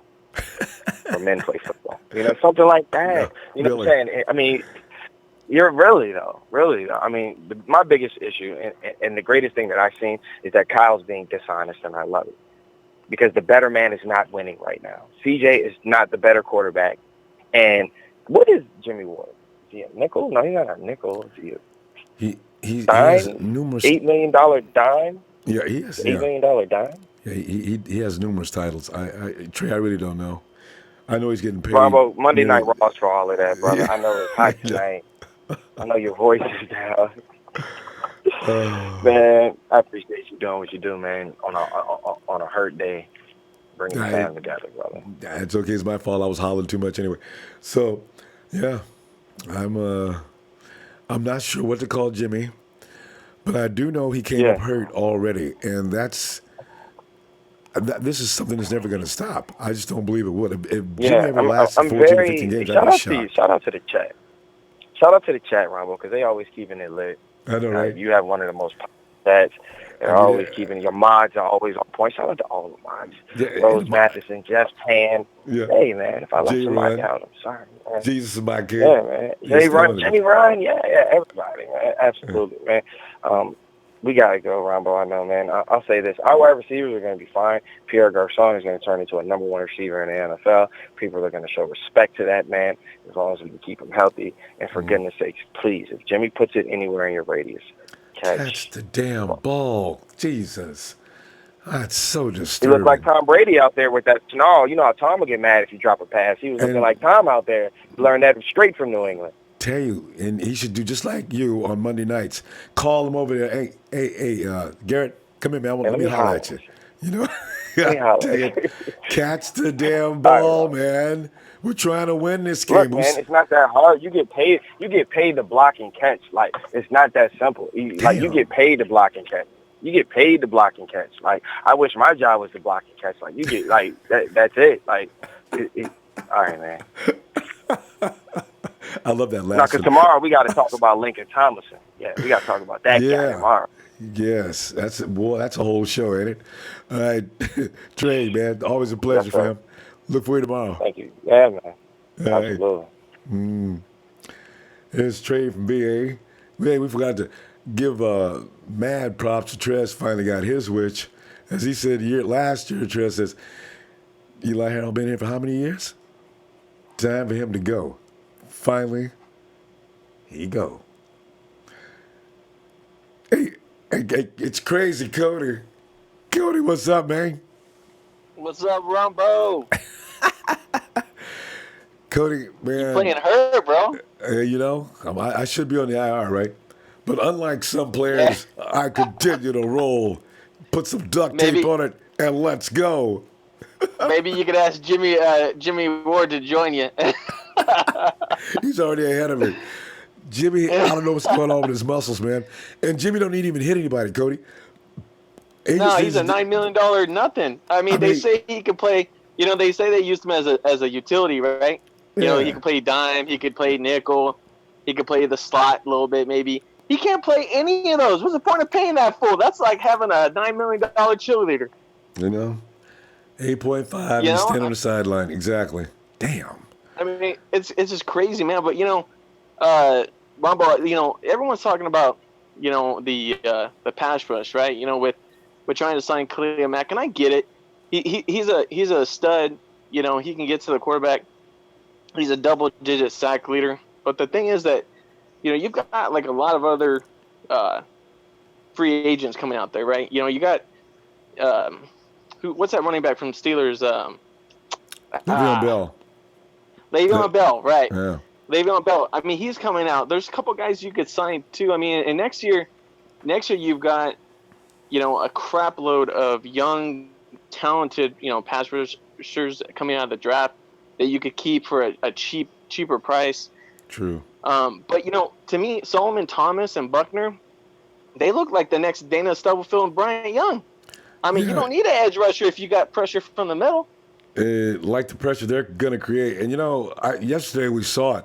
That's the first time I've seen the quarterback have to step forward since 2014. Yeah. That's the first time. Yeah. And I know a lot of people are saying, you know, well, you know, and I can't believe your boy Eric Armstead actually showed up. I mean, I was like, you know, I thought I saw a UFO, man. It was like a special sighting. Like, you know, but he even pissed me off, though, once yesterday. He was right there and did not grab the quarterback. He got taken on that play at the last split second. I said, where's the muscle, Eric? You ain't been doing nothing but lifting, man. How the hell did you get thrown on that play? He was right there. Yeah. Grab that quarterback. And Luck runs down the field for 10 yards. People were knocking on, right? He wasn't sacked. They weren't finishing it, which is true. Yes. But, you know, one of the things, though, like Pro Football Focus, people that like that stuff, the analytics, they were rating like every single player on the defensive line above like an 85, which is like out of, you know, like 100, you know, outstanding, because they were getting the pressure. They just weren't finishing. They weren't finishing, you know, exactly what you said. They're not finishing. They're getting there, though, and that's a step one for the 49ers. Get that quarterback out of that comfort zone. He's got no business sitting back there blowing a dub, having a sandwich, talking to his old lady on the phone, and then make a play. Come on, Niners. That shit stopped yesterday, I mean, it was like he was having a picnic back there. It was like, come on, man. I mean, there were so many times on third down that they were getting in. And you know what? Part of that, too, Ronbo, I want to make a shout-out to the NFL, too. That new helmet rule is going to cause, I think, is already impacting how players go about doing their thing. How they go about tackling. Because, I mean, if anyone that's played Pop Warner, any type of football, right, high school, college, whatever, you know that when you've got to lower your body to do the perfect technique to, you know, to shoulder to, you know, to tackle someone. How are you going to prevent that? Like, to me, how are you going to regulate that? That makes no sense. So you're going to tell a player to go ahead and say, you know what, tackle him with your belly. Like, that's the best thing you can do to prevent yourself from getting a penalty. But I just you can get hurt trying to tackle like that too. That's really pisses me off. That's bad form. You can end up getting hurt in another way. See, that's just stupid. And I would tell the players, if I was Robert Saleh, I'd be like, hey, listen, I don't care if you get a freaking penalty. I'd rather you get a penalty and tackle that fool than play hesitant. And I would say just go out there and knock the crap out of him. As a fan, me personally, I can live with that because they're doing what they've been doing since they were in freaking Pop Warner. They're learning to tackle the fundamentals. And if you're going to try and change the fundamentals of football, you might as well just issue out flags right now. Right. I mean, agree. and then in a couple things, Ronbo, I was going to say, the offensive line looked good. Joshua Garnett, he looked good. I think Pearson did start the game, but Garnett had I think he had like 30 snaps, 27, 27 or 30 snaps. So they took a good look at him. Yeah, they took a good look at him. He looked really good. I mean, I saw the highlights. That dude is a mauler when it comes to running. The biggest knock on him was his pass rush or his pass protection. Yeah. Yeah, and so he looked even really good in that. So, I mean, they're coming together, and I think, and another thing, too, about the offense, I think people are knocking on my boy Dante Pettis, okay? In the second round, I know homeboy before was talking about, we should have went for a pass rusher. There wasn't a good pass rusher in the second round. Not one that you could say, like, oh, man, this guy's, like, hands down worth a second-round pick. Dante Pettis has already shown you that he could be a home run hitter. And Pettis, I think, he'll get used to the nuances of football and kind of being, get a little more, acclimated. What do you call that? Like, yeah, a little acclimated, and he'll get more, courage to do stuff. But there's a couple of things, like, I don't know, like that one pass that they said that he missed, and he didn't. They short-armed his hands, they said, or he used alligator arms. I'm like, that guy was stretched out, man. I mean, Jimmy G overthrew him. It sailed. Come on. It sailed on him. I thought it was a little high. Ronbo. It sailed on him, man. And I think people need to relax on knocking on him not being tough. Does he need to toughen up? Sure. But look at the guy. He's like 100 pounds soaking wet, man. I mean, it's smart for him not to get hit that much, because if he does, he's going to be on the IR like with Jimmy Ward, But and he probably you heard everybody talking about players who get thrown on the IR too much too.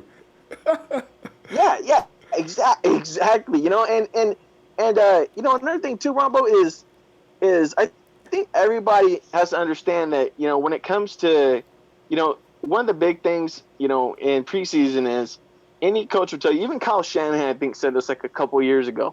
Kyle Shanahan said, "My job for the preseason is to judge the players, like to see if they can fit the system, to see if they can, play to the level that he wants, And yeah, did they not look good yesterday as far as red zone? Yeah, but a couple of passes you had what's his name, not a Tachu, but what is that tight end's name? Oh, he was playing in place of Hicatini. Yeah, Nicotini. Yeah, Nicotini, and Nicotini. Yeah. No, Nicotini was supposed to. Yeah, Nicotini. not the cigarette kind of thing. The Hick-a-tini. Yeah. Yeah. He was supposed to be he's supposed to be the pass catching specialist. Yes. Right. And I know our boy, what's his name? Tight end. My God, I'm drawing a blank here. Ronbo. George Kittle. Kittle, my boy Kittle from Iowa. Yeah. Right. So Kittle, he's not in there too, and he'll be there week 1. But you look at the red zone. There was a couple of drop passes. I counted 5 drop passes in the starting offense alone. Kendrick Bourne, my guy, he also missed the touchdown. I was shocked. Yeah, there was a couple. And it's like, so 2 of those 5 passes were touchdown passes in the red zone. So, I mean, they're going to be fine in the red zone. I mean, one of the things that you have to do in the red zone is have anticipation, because the field's so small. Yeah. And I think we already seen that Jimmy G has that. Jimmy G has that special, almost, I want to say Tony Romo-like ability, where it's just if you're open, he processes so quickly. He knows exactly where you are, where you're going, and what it takes to get that ball there. You're right. He's amazing with that. Man. Yeah, and just I'll touch on one more thing, Ronbo. One of the things that I really did like was the fact of Alfred Morris. How he ran. He averaged, I think it was 4.9, almost 5 yards a carry. Yeah. He did really well, and I think anybody that's crazy to think that he doesn't make the team That's just insane because No. I don't care.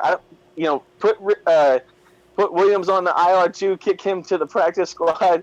I mean, he's had his chance, man. I mean, I was a big fan of him, but he had his chance, man. And I think Alfred Morris also, has the veteran.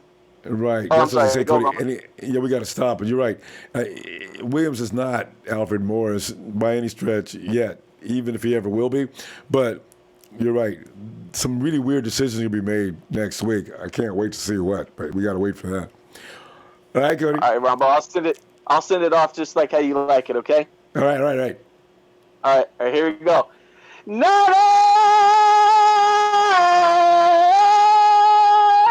Woo! Go Niners, baby. That's awesome, Cody. Appreciate it, fam. Talk to you All tomorrow. right, Ronbo. Peace out, man. Hey, you guys got to know how much I'm loving this, man. You guys, because I can't holler, man. You give me the holler, I'm going to tell you that's, boy, I like that. Let's go. All right, Cody. Let's go check Will out. Hey, Will.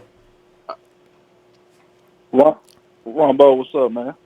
Will, man, we're sitting back here trying to figure out what's what. The offensive line looked decent yesterday. Defensive line looks like they got one monkey off their back. They can make that quarterback uncomfortable sitting back there. And the running game. Yeah. And Richard Sherman. I mean, Alfred Morris and Richard Sherman, they were out there holding classes yesterday on how to play football. That was special. But what are you thinking? Man, I'm thinking they in good shape to me. You know what I'm saying? That game past Sunday against the Colts, I think the defense did real good. They held up to 7 points. You know what I'm saying? I believe that defensive line, that pass rush has improved. The only problem is just those seam passes. I don't think any quarterback is going to try both sides of the field this season with Sherman or Kello. I think they're going to try to attack the seams more because of the linebackers, but I believe the linebackers is going to get caught up to those same passes and everything. So I believe they're going to be all right. But yeah, that pass rush it has improved. Now, what I would like to see is Atachu and Elvis rushing off the edge. That's what I would like to see. Right. What you think? No, yeah, I don't. I think Kyle already said somebody. I think he's been asked a few times about Elvis. It seems he doesn't want to go that direction. Not sure where I heard that from, but we'll see on that. Yeah, because I've seen Morris, he can't really he got good quick takeoff speed off the line, but he just can't get there. Like when you try to make that turn to get to the quarterback, he can't get there. He get pushed back when he get close to the quarterback. You see, and Atachu, I seen one play Atachu was out there. He engaged with the tackle and then quickly spinned off of him and almost got to the quarterback. Like he did that like in a split second. So I believe Atachu can be a great player, playing off the edge. You know what I'm saying? Yeah, maybe he just needs more snaps because could be. I did see one play where wasn't that him who did get in on that sack? We took one. Was that they did take somebody down yesterday? How many sacks did 49ers have yesterday? One or two? I think it was just two. Now that one in the first quarter, that's when Marsh was out there, but Marsh didn't really have nothing to do with it. I mean, he had he got a good takeoff off the ball, but Solomon took that line. Whose sack was that? Yeah, that was a sack. That was the first sack of the game. Who was it? I thought it was Atachu. It was Atachu was on that. Yeah, he was on that. Yeah, that was him. Yeah, it was Atachu. Yeah, he was on that. Yeah, but other than that though, the offense looked good too. The red zone, the offense ain't gonna be a problem. It's just the red zone. Red zone, they just gotta make a dumb penalty like Lakin did yesterday, and they just gotta catch the ball. So those can be corrected. So I believe they're gonna put up the points in the red zone. Catching the ball was making me. Well, all season long, last year on that run, you couldn't get the 49ers to miss a catch. And then yesterday they had some gimmies, easy shots right off in the chest. I mean, Icatini's catch was a little more hard, but it wasn't that hard, not for him. But Garrett Selleck, you did it twice? You got to catch the ball first, you know that, and then run. Oh, Right. Mostert, same Yeah, thing. He just had a bad game, but I believe he's gonna be all right. Once Kittle come back, then everything should be back to normal. Yeah. So, but yeah, other than that, red zone, I don't think red zone will be a problem. They just got to clean up on penalties and just just catch the ball when it gets thrown to them. You know, you just get off the subject was on. Everybody's talking about CJ and Kyle Shanahan already assuring people that CJ's still number 2. That's going to end up being a subject. Yeah, he's gonna stick with him. He gonna stick with him. I know. I mean, we all know Nick Mullins is real good. You know, to me, I believe he's good. I believe he's a good quarterback. But yeah, Bethel been through so much last year. Taking all them shots and everything. Kyle ain't just gonna throw him off the side like that. So he really took a lot for the team last year. Yeah. You know what? There you go. Will, I think that's it right there. I think you hit it. He's endured too much, come too far to just kick him to the curb all of a sudden because Nick Mullins is having a good preseason with the 3s and 4s. I just wish I could have seen Nick play against the 2s because last year when CJ came in was lighting up 3s. I kind of felt like, well, okay, but look who he's playing against. Now, this year I want to see if Nick can come in against the 2s, what he'd look like. But I don't think we're going to get a chance. We may get a little chance. No, those are not 2s. Thursday, those are 3s and 4s only anyway. We'll never know. Yeah. So we'll get to see more of them that game. But overall, I think both sides of the ball yesterday. I believe we on the up and up. So I believe we'll do it though. Yeah. I see a lot of improvement in a lot of areas and really strong in some areas. The wide receivers are ridiculously talented. The ball is sailing on Jimmy a little bit, I notice. Whereas before his shots were like laser-like beam led to his receivers. I think that's something to do with his footwork. Now that he's getting more time and he can set his feet and everything, and you know how they're working on him so hard about his deep ball. I think it's getting in the way of what he was doing before. Kyle's probably already noticed that, though, so we'll see. Oh, yeah, it'll work out. And one more thing. Alfred Morris, that dude's the truth, man. Hey, look, that man is going to make the 53. He might – Breeder's still going to be on the 53-man roster, but I believe that he may be the second running back and make Breeder the third. Because I believe – because Alfred Morris is the guy when it comes to 3rd and 2, 4th and 1, 3rd and 3. He's the guy because as soon as he gets that ball, he automatically see holes. And the offensive line did great yesterday because they had holes. I mean, Alfred Morris could have ran through any hole Sunday. I mean, so and he makes sharp cuts. He reads the holes real good. So and plus he'll run over you. Like if you tackle him, like if you tackle him at the line of scrimmage, he's still gonna give you about 3 or 4 yards. Always falls forward. Always. Well, let me see, fam. Let me see tomorrow night if you get some chance, huh? Oh.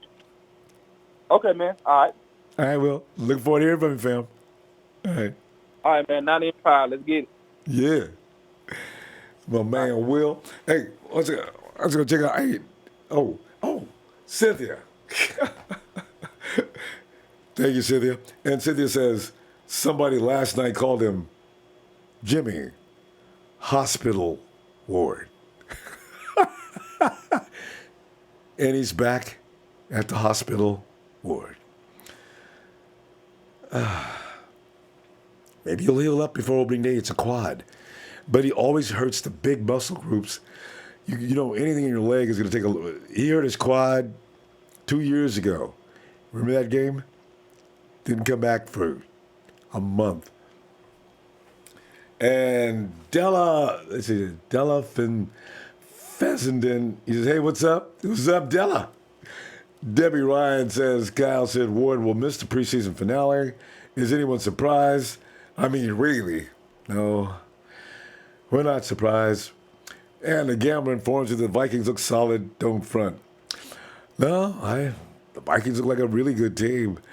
But I don't see them being invincible as I might have earlier. I gotta tell you the truth, Gambler.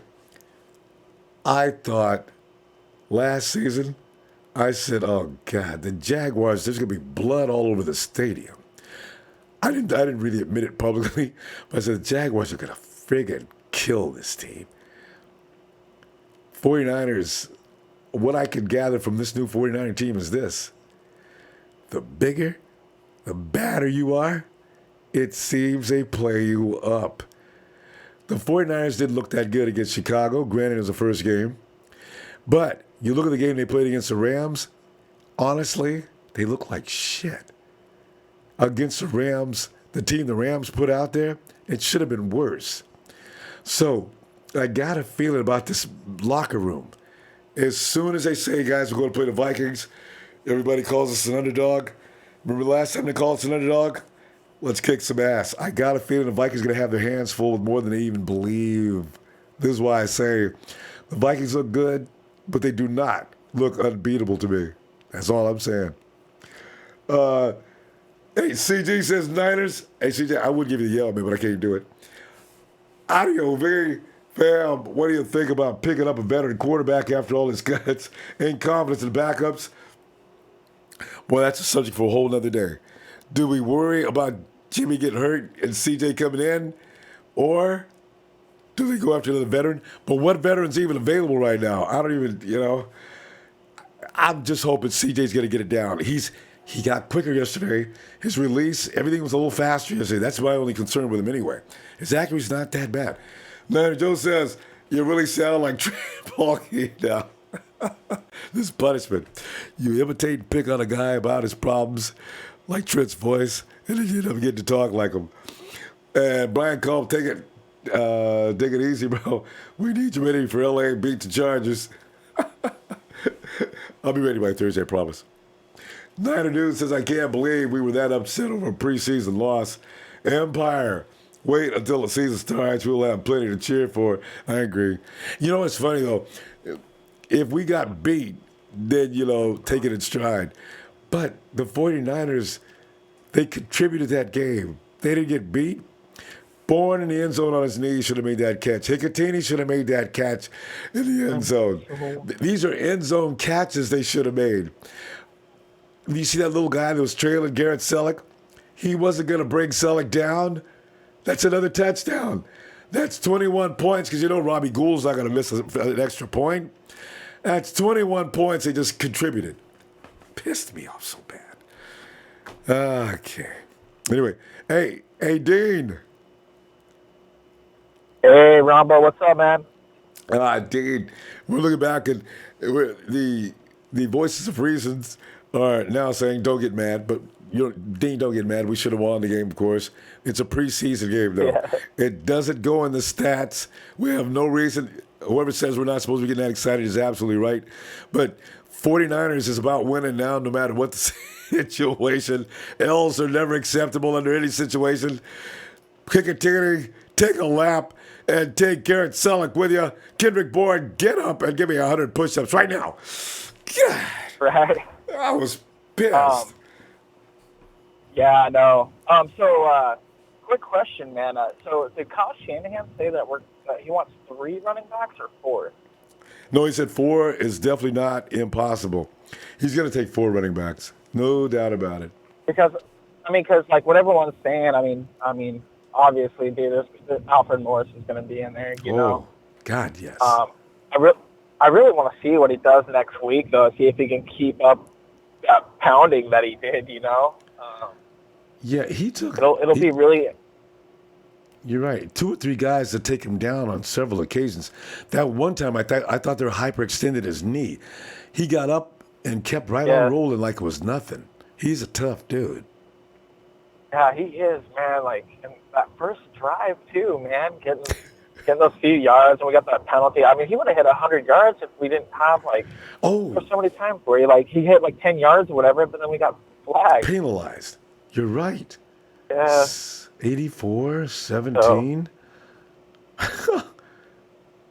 Yeah. What you were talking about earlier, though, about the Vikings, man, I totally agree, though. They should definitely not just like the Jaguars. I mean, they didn't think we were going to do shit, you know? I didn't. And I always believe in the 49ers. I thought the Jags were going to have – I thought they had to wave a white flag at the halftime. We're not coming out of this locker I thought room. they were going to play with us. Yeah. And then, like, we totally showed them, like, what was going on. Like, what can happen if we have, like, a really good quarterback. I mean, CJ's good, though. I mean, I'll still give it to CJ. He's still a pretty decent quarterback. Yeah.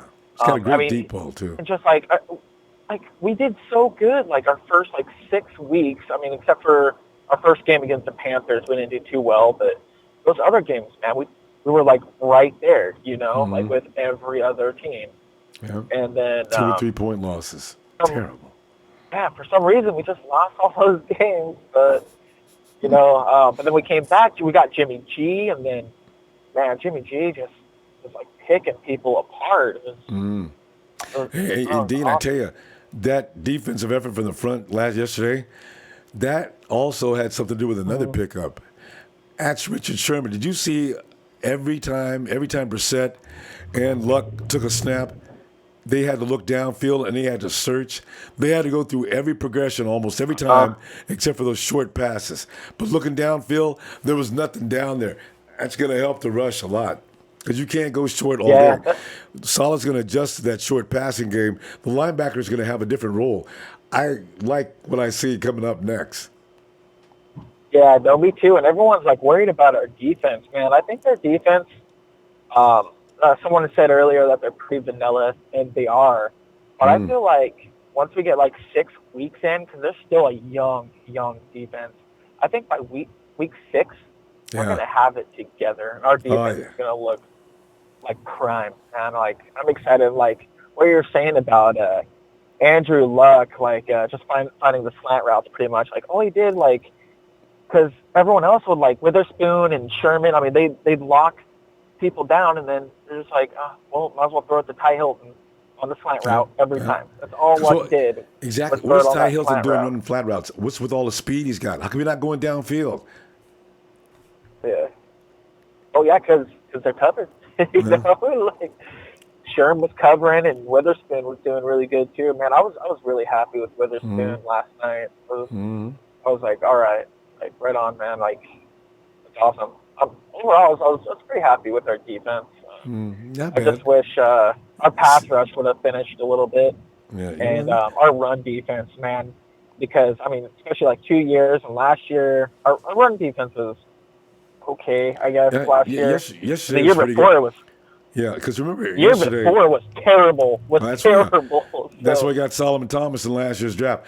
But as I say, remember yesterday's run defense. Alfred Morris had more total yards than the entire Colts running attack. It says something right there. So the defense does stop the run now. It does. Yeah. And they weren't in other playing running backs scheme. Play for us? What? Oh, we had our who else ran? Because it was Morris and then Jeff Wilson, I think, came in second in yardage. McNichols, I think, was number 3. How come Brissett didn't play at all? Like, what was up with that? No, Brissett won't play until season starts. He's got that shoulder injury, so he's out. Oh yeah. Yeah. Okay. Yeah, it's gonna be interesting to see what happens with our running game, especially if Alfred Morris does really good this next game. Like, oh no. But I mean, McKinnon, he's on a $32 million deal, and I wouldn't see why we want to play him. I just wish I would have seen something happen with our run game the first game, you know, kind of see like what McKinnon could do. Yeah. And I'm just like, I'm anxious, man. I want to see. I'm like, because I was really happy with McKinnon, you know. He'll be back. I just really want to see it like now, like a little bit for the preseason, you know. Yeah, he'll, and especially against his old team, you're gonna love him. You're going to love him against the Vikings. But, you know, this is that situation where McKinnon says, okay, you go ahead and get Dalvin Cook. You go ahead and give me a secondary role. I'm going to show you about a role. See, this is another thing I like about this. McKinnon and Morris, the M&M's attack. This could be interesting. So we'll see. I know. I know, and then Kirk Cousins too, who was like trying to be a Niner and stuff, and like, it's gonna be really interesting, man. I'm excited for that first game and seeing what happens. Should be good. Like, yeah. Because if Kirk freaks because of Sherman, that game will turn in a heartbeat as far as the momentum goes. What he does best is go downfield. His accuracy is very good. But if he gets his feelings hurt early, we've seen Kirk before go into screw-up mode. He actually screwed up in that game yesterday. But I want to see in the real deal, if he has half a field shut down away from him, what's he going to do? What are the Vikings going to do? If they can't run, what are they going to do? Both of those things can be very difficult. It's going to be a close game. The Vikings are not going to run over the 49ers. No way does that happen. Well, we'll see who wins, though. Mm-hmm. Yeah. I hope Fred Warner is playing too, man, because he looked so good last night. Yeah. He looked so good, just like, especially with the run too. Like, he was always the first one there. Just, he has so much heart, man. Like, I'm excited to see him some more. Yeah, he'll be out there because Ruben's not going to be there. Fred almost has to play now. Almost has to play. Yeah. Because you're not going to just go with Brock Coyle and Malcolm Smith. You could use Fred's athleticism in this game. Also, Fred is great in coverages. He's going to be valuable as Fort Knox that night for the 49ers. So, yeah. Yeah. No, I'm so excited, man. Just, I can't wait. Just one more preseason game, kind of see what everyone can do, and yeah. All right. Yeah. Dean, we're going to go. Yeah, Dean, I'm going to see you tomorrow, fam. All right. Yeah, no, definitely. I'll be on tomorrow. Ronbo, love everything you do. Shout out to the Empire. And, thanks, Dean. yeah, man, I'll see you tomorrow. All right, bro. Be looking for you. Have a good night. All right. You too. Here's Dean. And Clarence Molina, that's pretty funny. Garcon, Goodwin, Pettis, Taylor, James, Burbridge. Okay. So you're saying all right, so Burbridge over Kendrick Bourne. Could be. I don't know. We'll see. Hey, Trez. I can't even get into it tonight. I want to so bad. Oh man. Trez, this is not fair. Trez, I can't get into it tonight and do my bad to the bone. I wonder if the man ever got hoarse when he's making the recordings, though. Trez, it's not fair, man. You're teasing me. I want to get in there and I can't. Trez. Wait a minute, Ronbo. Sprinkles already all up in it.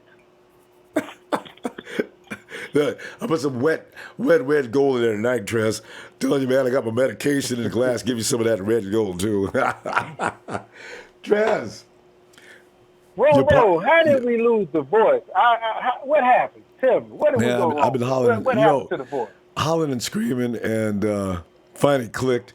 It was doing that the other day when I got carried away with the Niners, right? So I have to temper that. I get too crazy with it, and every now and then something breaks.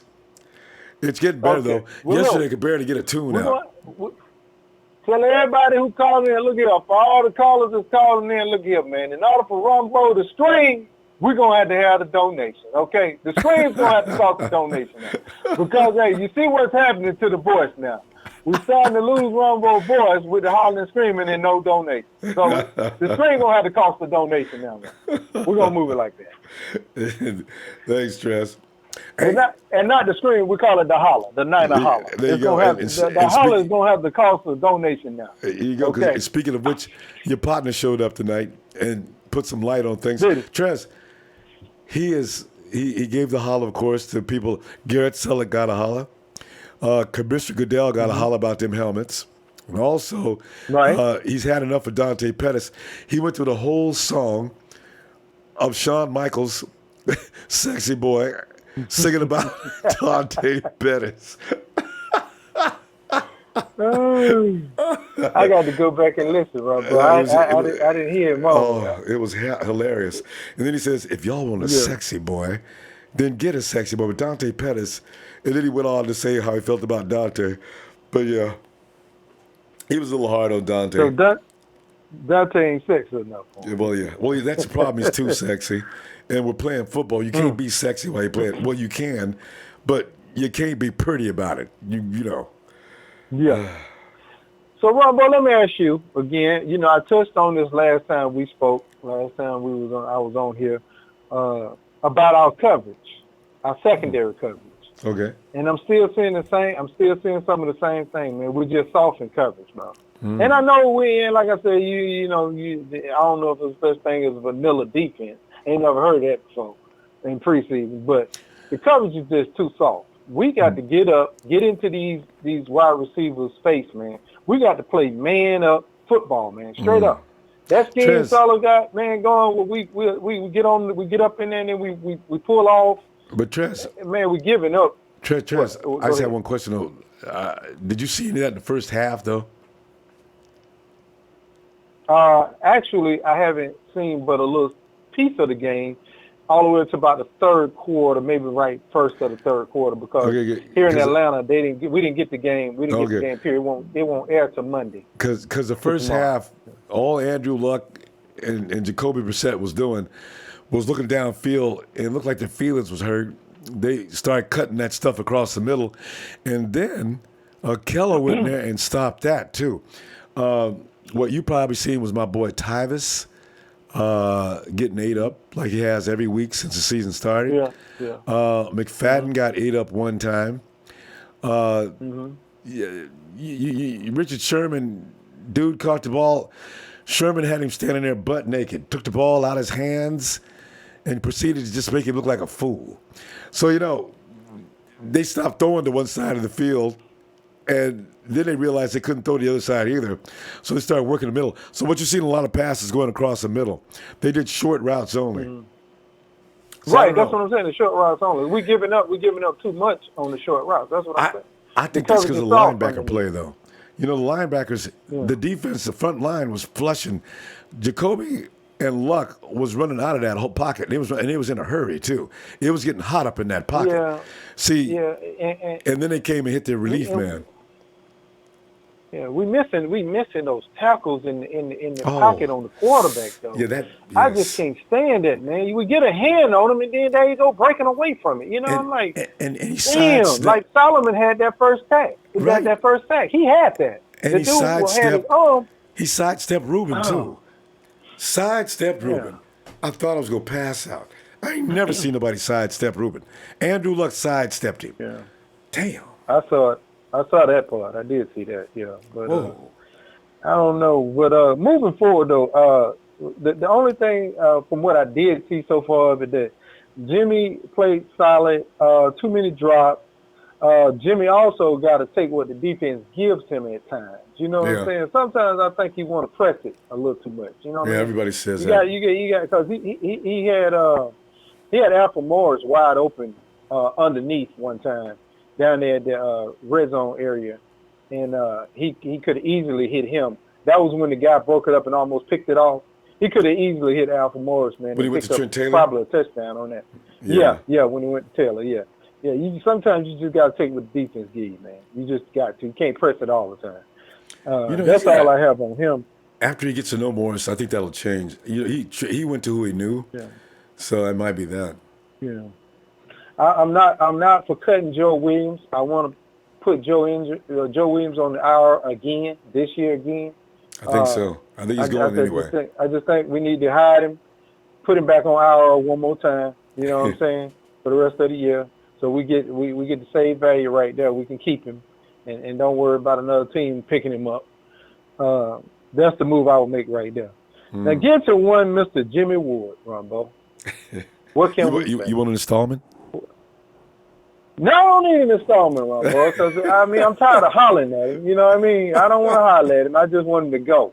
Ronbo, we had all the warning signs in the world back in 2014. I went back and looked at the scouting report on Jimmy Ward. Jimmy Ward played in the MAC, man. You know what I'm saying? Mid conference, mid American conference. Mm-hmm. Only good thing ever came out of that was Khalil Mack. You know what I'm saying? That's the only thing. That is the only thing, man. I mean, it might have been something before that time, but I'm just talking about as right now, late. I mean, Jimmy Ward did not work out at the combine because guess what, Ronbo? He had a hurt foot. He was injured. He was injured. He's got a screw in his foot at that time. Yeah. Yeah. Ronbo, that was the warning sign right there. Stay away from this dude, man. And since 2014, Ronbo, we haven't gotten anything out of this guy, man. Anything. Yet he so got paid. I just feel like it's all he's did to collect the check, man. I just feel like it's time for this guy to go. $8.5 million. Damn. Not fast but quick. Not quick but real fast. It's time to go, man. 2014, man. We haven't received our money's worth on this dude, man. So it's just time for Jimmy Ward to chill on out of here, man. And just the bottom line, you know my policy, Ronbo. You ain't showed nothing in 3-4 years, man. It's time to go, bro. I agree. Because that third year, you don't have to extend his contract. Go ahead and let him say goodnight that year. Yeah. And let him see if he can find another team. It's fair to him, too. We're paying too much money. Yeah, and I'm pretty sure somebody's going to cut a good cornerback. You know what I'm saying? It's going to be somebody ain't going to make somebody's roster that we can go and pick up, man. And that'll be a whole lot better and stay on the field a whole lot more than one Jimmy Ward. You know what, though? You know who's just a taller version of Jimmy Ward? It's actually Tavares Moore. Tavares Moore plays both center and corner. The dude runs faster than anybody on the team, not named Marquise Goodwin. Yeah. Yes, he does. He does. You might as well work intensely with him. He showed potential. If I've seen him take down a couple of passes, brilliant plays. He's going to be the future. I think he's the heir apparent to Richard Sherman in a couple of years anyway. So you may not need to go ahead and sign anybody. Go ahead and save that money. Yeah, we could save the money, but still, I just feel like when you cut a player like Ward, what you were supposed to have in him, then you're talking about the depth of the team, and we need good depth because we don't know how the injury bug may hit. True. You know what I mean? So it hits every year. That's why I say, and that's why I say that roster spot still would need to be filled. Just don't save the money and work with what you got. But you ain't got to bring in a high-priced veteran either. I ain't saying that. I'm just saying it's going to be a kid out here that showed some great talent on somebody's team that's not going to make that team that we should have been, possibly looking at, man. Yeah, I agree. So he'll be, it's time out for one Jimmy Ward, man. And Ronbo ain't going to hold you. I'm going to go because I want to go back and hear what my partner had to say. I got to have me a good laugh. Yeah, you'll love it. It's pure entertainment, man. Yes, sir. Look, shout out to Sahel, my brother from another mother. You understand? Yeah. And I'm going to ride on up out of here, Ronbo. All right, on fam. the ones and twos. And I know you can't holler, and I don't want you to holler because we're going to, like we said, a holler going to have to cost a donation. So I'm going to ride on out of here on bad to the bone, Ronbo, because you know what? When we get through with this season, don't do it, Trez, because I always love to sing along with it. I can't do it tonight, Trez. You got to save it for tomorrow. It ain't right, man. Okay, Ronbo. Well, all right. I'll save it for tomorrow. Then. I won't ride out on it. But look, Ronbo, you get some nice little cocktail up in you. I always call it nice little cocktail. A little honey. Little bees honey and there you go. A little something else to get up in there. You know what I'm saying? We ain't gonna call that out. Get that done. This is a family-friendly show here, so we ain't gonna do that. We say Monday Night Raw for all the kids to be in bed, so Raw is Monday night. Thanks, Trez. I'll see you tomorrow, fam. All right, Ronbo. Have a great one. You too. Much love. Don't forget to hit that like, everybody. Hit that like Chick say. Hit the like. All right, Ronbo, go. Night, Trez. It's Vader time. Hey, Vader. Oh, Angel Cortez, my man. He says, Alfred Morris gave us Frank Gore flashbacks yesterday. And thanks for your contribution, Angel. You know what? Hey, he's just a big version. You'll never knock him back. He's always gonna fall forward. Peter? It's time.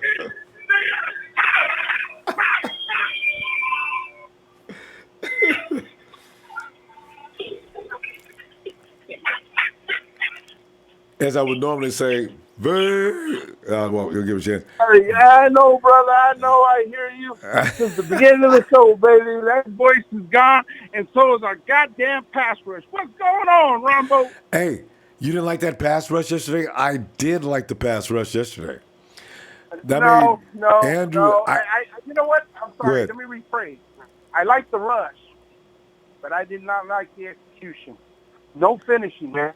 Yeah. I mean, They blew it there, just like Trent stated, man. I mean, Solomon had him. He had him, and he let him go. And it's like, wow. Eric Armstead, same thing. Right there to make the tackle.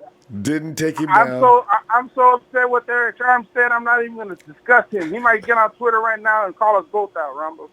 So we just let that be. It was ridiculous. And then that one play where I think it was it Brissett? I think it was Brissett. He took off running, and one of our linemen had to catch him. I know, run him down. What kind of nonsense? What kind of nonsense is that? Where the freak are the linebackers at, man? That's what I couldn't understand the whole time. Where were the linebackers all game long? It was like, dude, that wasn't our team. I'm just telling you right now. I don't know who the hell showed up, but that was not our team. I blame Robert Saleh. There's no way those guys are not supposed to be in position to play. I've been telling you about him since last year, man, and I understand your point, and your point is valid. We don't want to be switching defensive coordinators, but it doesn't look real good, Rumble. It don't look good. I mean, Richard went out there. He shut down the right side of the field. Yeah. Either that or they were doing something wrong. But Andrew Luck, Brissett, them boys was running forward. They weren't running back like they used to. So they got part A right. Now that you've made him step forward, why isn't somebody there waiting? Nobody's there. Exactly.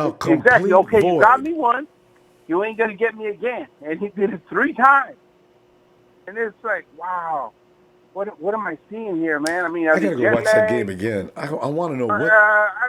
There were so many mistakes, and then the thing is, it's kind of hard to dissect this game at all, to be honest with you, because there were so many freaking flags. I mean, Jesus Christ! It's like you catch the ball, they make the tackle, and you gotta stand around for 2 minutes to see where the fucking flag's at. It's just ridiculous. That needs to stop. I couldn't even. I mean, I watched the replay of the game. I couldn't even enjoy it. There was flags all over the place. And you know, I wanted to really drop kick.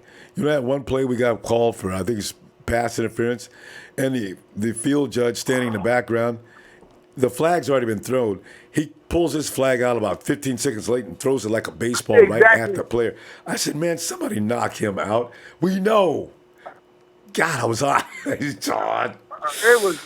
was just awful. I don't think Salek was in that uniform because he looked terrible. He looked awful. And I mean, what's up with these drop passes? I mean, was it Deflate Gate too? Did they inflate the fucking balls in the Colts arena? What's going on here? I wish I knew. Jimmy wasn't throwing bullets, man. He was throwing things out there. Maybe they try to do something different. I don't know, but I've already told you Pettis has to work on his deep ball. You know what I mean? I understand where everybody's coming from. I seen it. I seen it in the Texas game. And then when he went up to try to catch the ball in the end zone, he had that guy beat. But for some reason, his feet couldn't leave the ground. You see how high he jumped? It didn't even look like he tried. And then you put a combination of that with Instagram and them getting on the plane to take. I don't want to see fucking pictures of you. I want to see performance on the field.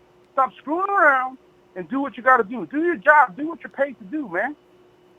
Or get the hell out of here. I mean, it was just. Yeah, I mean, we should have just called it quits in the second half and just went home. Why get somebody else hurt? Yeah, it was such an easy game to win. Easy. The TDs, we're watching the TDs getting dropped in the end zone, so they were that game was easy to win. Yeah, and then but the thing is, it's a mixture of that and the penalty on both sides of the ball. Oh my God, man! Oh my gosh, Ronbo. I mean, I don't even. If you're a head coach, how do you even wrap your head around that? And we had that penalty situation worked out against the Houston Texans so much better. And then we fell right back into it again against the Colts. I have no idea what happened. How'd they regress about that in 1 week? I have no idea. And then I don't know how you feel about this, dude, but do you feel like there's like a target on our back or something like that with these referees? Did we piss somebody off in the front office, or is that Bokey doing it on purpose because he's working there now? I just don't understand it. I mean, are we going to play football or are we going to throw flags every play? And you know what? There's a penalty on every play. I mean, on every play, but you don't have to fucking throw a flag for ticky-tack stuff. You know what I mean? And they were doing it yesterday. I mean, yesterday's game. It was just watch some other games. Very difficult. Right. You'll and then see we wanted they're to try throwing to those flags on everybody. Refs are just going berserk. Anyway, the helmet thing's out of control. Unsportsmanlike conduct. All you got to do is walk by the ref and say, "Yo, ref, you missed that call." That's unsportsmanlike conduct. I mean, they're just 15-yarders up and down the field. Yeah, it was, and then I tried to take any good out of it. I mean, Jimmy looked okay. Again, I have agreed with Trez and Trey on him, kind of throwing it down deep. Those rickety-deek passes, they work, man. It keeps the defenses guessing. Or maybe just Kyle had a different game plan. He wanted to see something else, maybe. I don't know. Well, they did. I'm not sure. Don't force everything downfield. I mean, when it's there, it's there. When it's not, it's not. But there was some sunshine. I mean, Garcon looked pretty good. Morris looked, man. I told you he was going to look like he was 22 again. He's the only one trying. That dude, I am really impressed with him. At some point, though, he's got to sit down and tell everybody in the running back room, guys, remember, whatever I do, it's for the benefit of the team. I'm going to be bringing certain players in on certain conditions. At the end of the game, please don't add up your snaps and lay them on my desk. I said, we're doing what we're supposed to do as a team. Remember that. Because McKinnon, his role is going to be shifted, I think, at a degree with Morris coming on. He may not be running as much as I thought he was going to run. Brady's going to be another story. Between those three guys, they got to work something out. Right. But the thing is, maybe we need players like Morris, a veteran back where they can show these young bucks coming up, man, how Kyle's offense works. I mean, he's been in his offense. I mean, been working with Bobby like forever. Yeah. He So learned back in it was 2012. like nothing to him. I mean, he was a plug and play right there. Yeah. Because he already knew everything. Yeah. So maybe we need to bring more people like that to kind of school these youngsters. I mean, Witherspoon looked fantastic yesterday. And then I felt bad for Colbert because I seen a couple plays. He had a hustle down to tackle a guy he wasn't even covering. Colbert? You mean second half? It was the second. I think it was the second half. It was like where he had to push that guy out of bounds before he scored. Yeah, I gotta go. Oh yeah, guys get breaking through Colbert the first. was all over the field, man. If you watch it again, man, Colbert was all over the field. Yeah, I gotta go watch. I gotta watch it again. He was out there by himself. I think it was the second half, though. Yeah, I think it was the second half. But again, I mean, that wasn't minor football. I don't know who those players were. I don't know what they were calling, or maybe they thought it was vacation in Indy. Maybe they went down there to see the races. Who knows? But my God, I mean, how could you even hang your head up high to get on the plane and leave after a performance like that? That was horrible. Well, they're probably thinking preseason. This is where we're supposed to mess up. Richard Sherman pointed to that aspect the other day. He says, people keep telling me, you got beat in practice. You got beat here. You got beat there. He says, I got beat more than you even know. I said, that's what I'm working on in practice. It's practice. Preseason games, we got to be careful not to take preseason games too seriously for the fact that you're not seeing what you're going to see come season start. Like Shanahan's doing, he's just looking at players to see who's going to fit in the system, who shows the heart, who's got the basic skills to succeed, and then they'll go from there. So what we're seeing, but there is no excuse for dropping the ball, though. That has nothing to do with anything more than you drop the ball. Yeah, exactly. That was going to be my next point. Yeah, there's no excuse to dropping the ball. And the thing is, and I'm not looking for a lot. If we lose the game, who cares? The preseason game. You know what I mean? You can't, I understand we got spoiled in last year for the last 5 games coming out, winning every game. But the thing is, this is preseason, like you stated. But the thing is, I'm looking for little flashes. Like when I see Solomon go in there, man, you had him!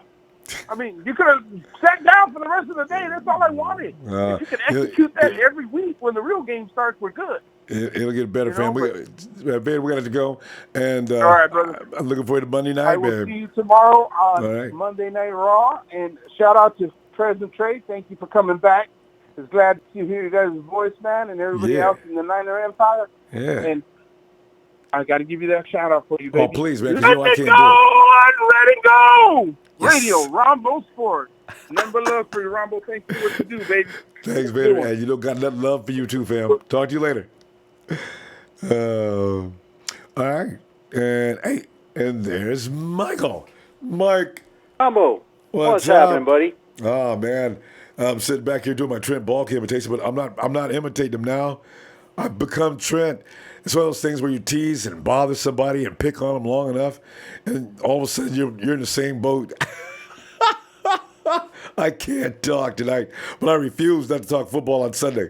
So, Mike, with that said, it's all yours.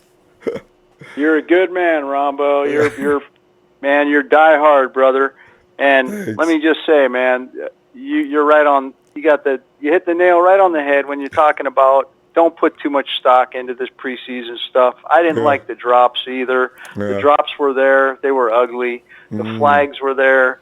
They were ugly. Yeah. But let me just say one thing, man. The Niners were moving the football, and we talked about Alfred Morris, man. I told you, 222 pounds. He's a smooth runner who knows when to stick his foot in the ground and hit the hole. This guy has got that zone running game dialed in. He looks so natural and so fluid in that game, and he's so strong. He's 222 pounds. He breaks tackles. And so I'm saying this. Alfred Morris is the lead back. You want to bring McKinnon in, that's fine. He's a package player. You want to bring Breda in, he's a package player. Alfred Morris is my lead back. He is leading the charge for me, man. I got a feeling John Lynch is going to suggest that too, even if Kyle doesn't like it. Yeah. No, the way he's moving, you can just see that he moves so fluid with the blockers. He looks like he's just picking all the right lanes. He knows exactly what he's doing. He looks like a player that he knows what's going on. So Pierre Garçon comes out and does his thing. We talked about him too before. I mean, a lot of people coming on this phone saying, "Oh, Dante Pettis is taking Pierre Garçon's job," or "Pierre Garçon this, Pierre Garçon that." Man, we talked about this. Pierre Garçon is solid as a rock. He's just like Alfred Morris. These two are the same type of players. Pierre Garçon's a beast. He is a beast. True. And he showed it, man. He showed it.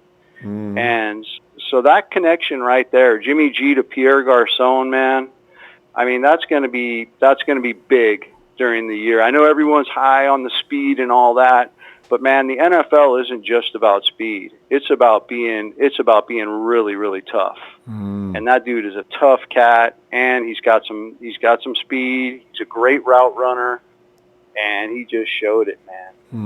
And so I liked what I saw in Fred Warner. Fred Warner was flying around the field, making some plays. Yeah.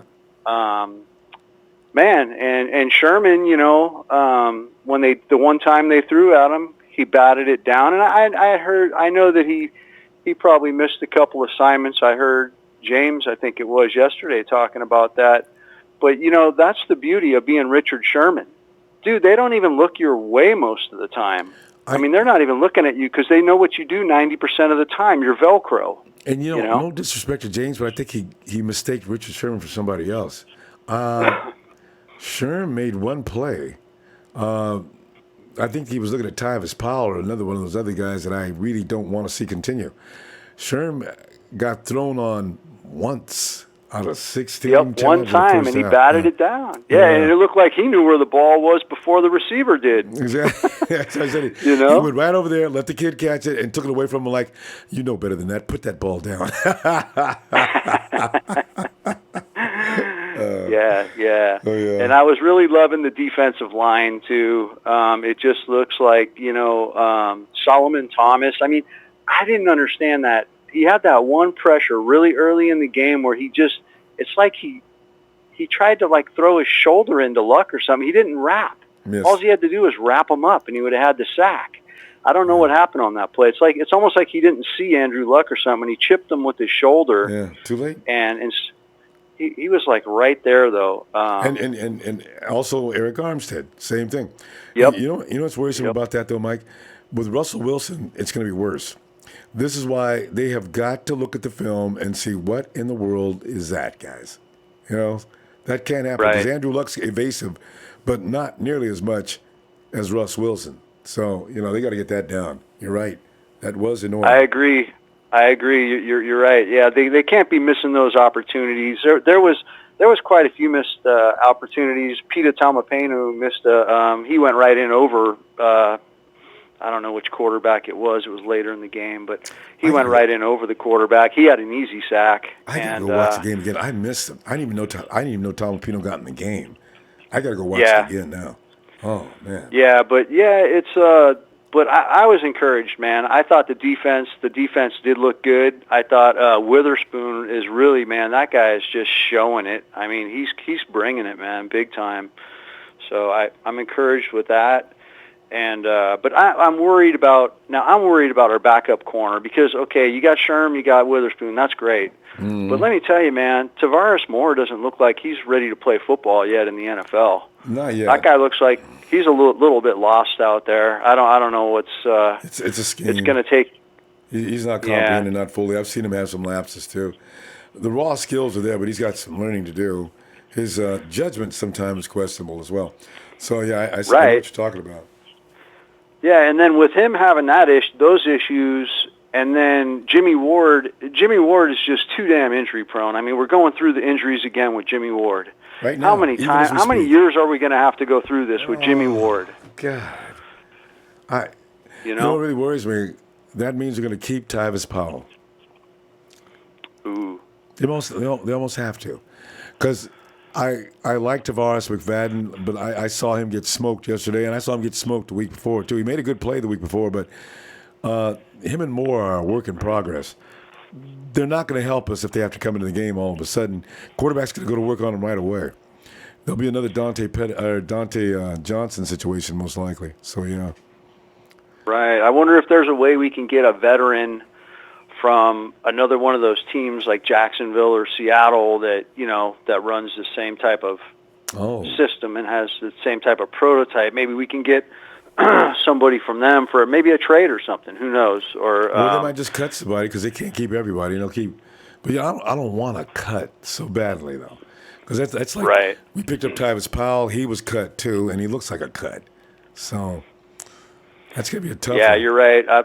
Absolutely. But yeah, man, I just think that I know there's a lot of negativity about the game and everything, but I was actually encouraged from the things that I saw because you gotta look at the individual performances in these games. And man, I mean, those drop passes, that was hurting me too. I was feeling that, but you know what? That's not going to happen in the regular season, man. They're going to get that corrected. You better believe Shanahan was all over them for that and the penalties.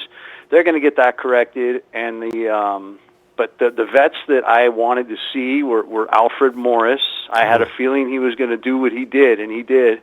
And Sherman and Pierre Garçon. I wanted to see Pierre Garçon out there, and I was very pleased by all of it.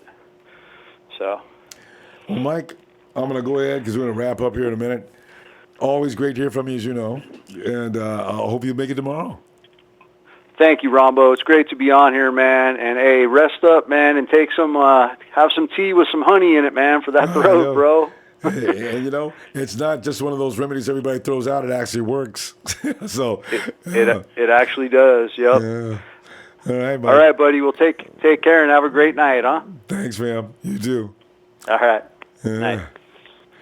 And hey, TJ, thank you so much.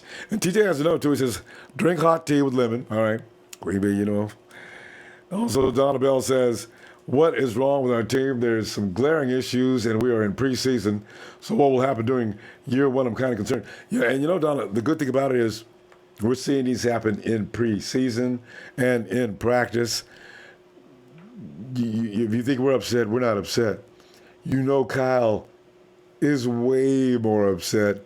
So I'm pretty sure they're going to work some of these issues out. And now's a good time to see that stuff so they do straighten up. And by week 1, hopefully they'll look a lot better.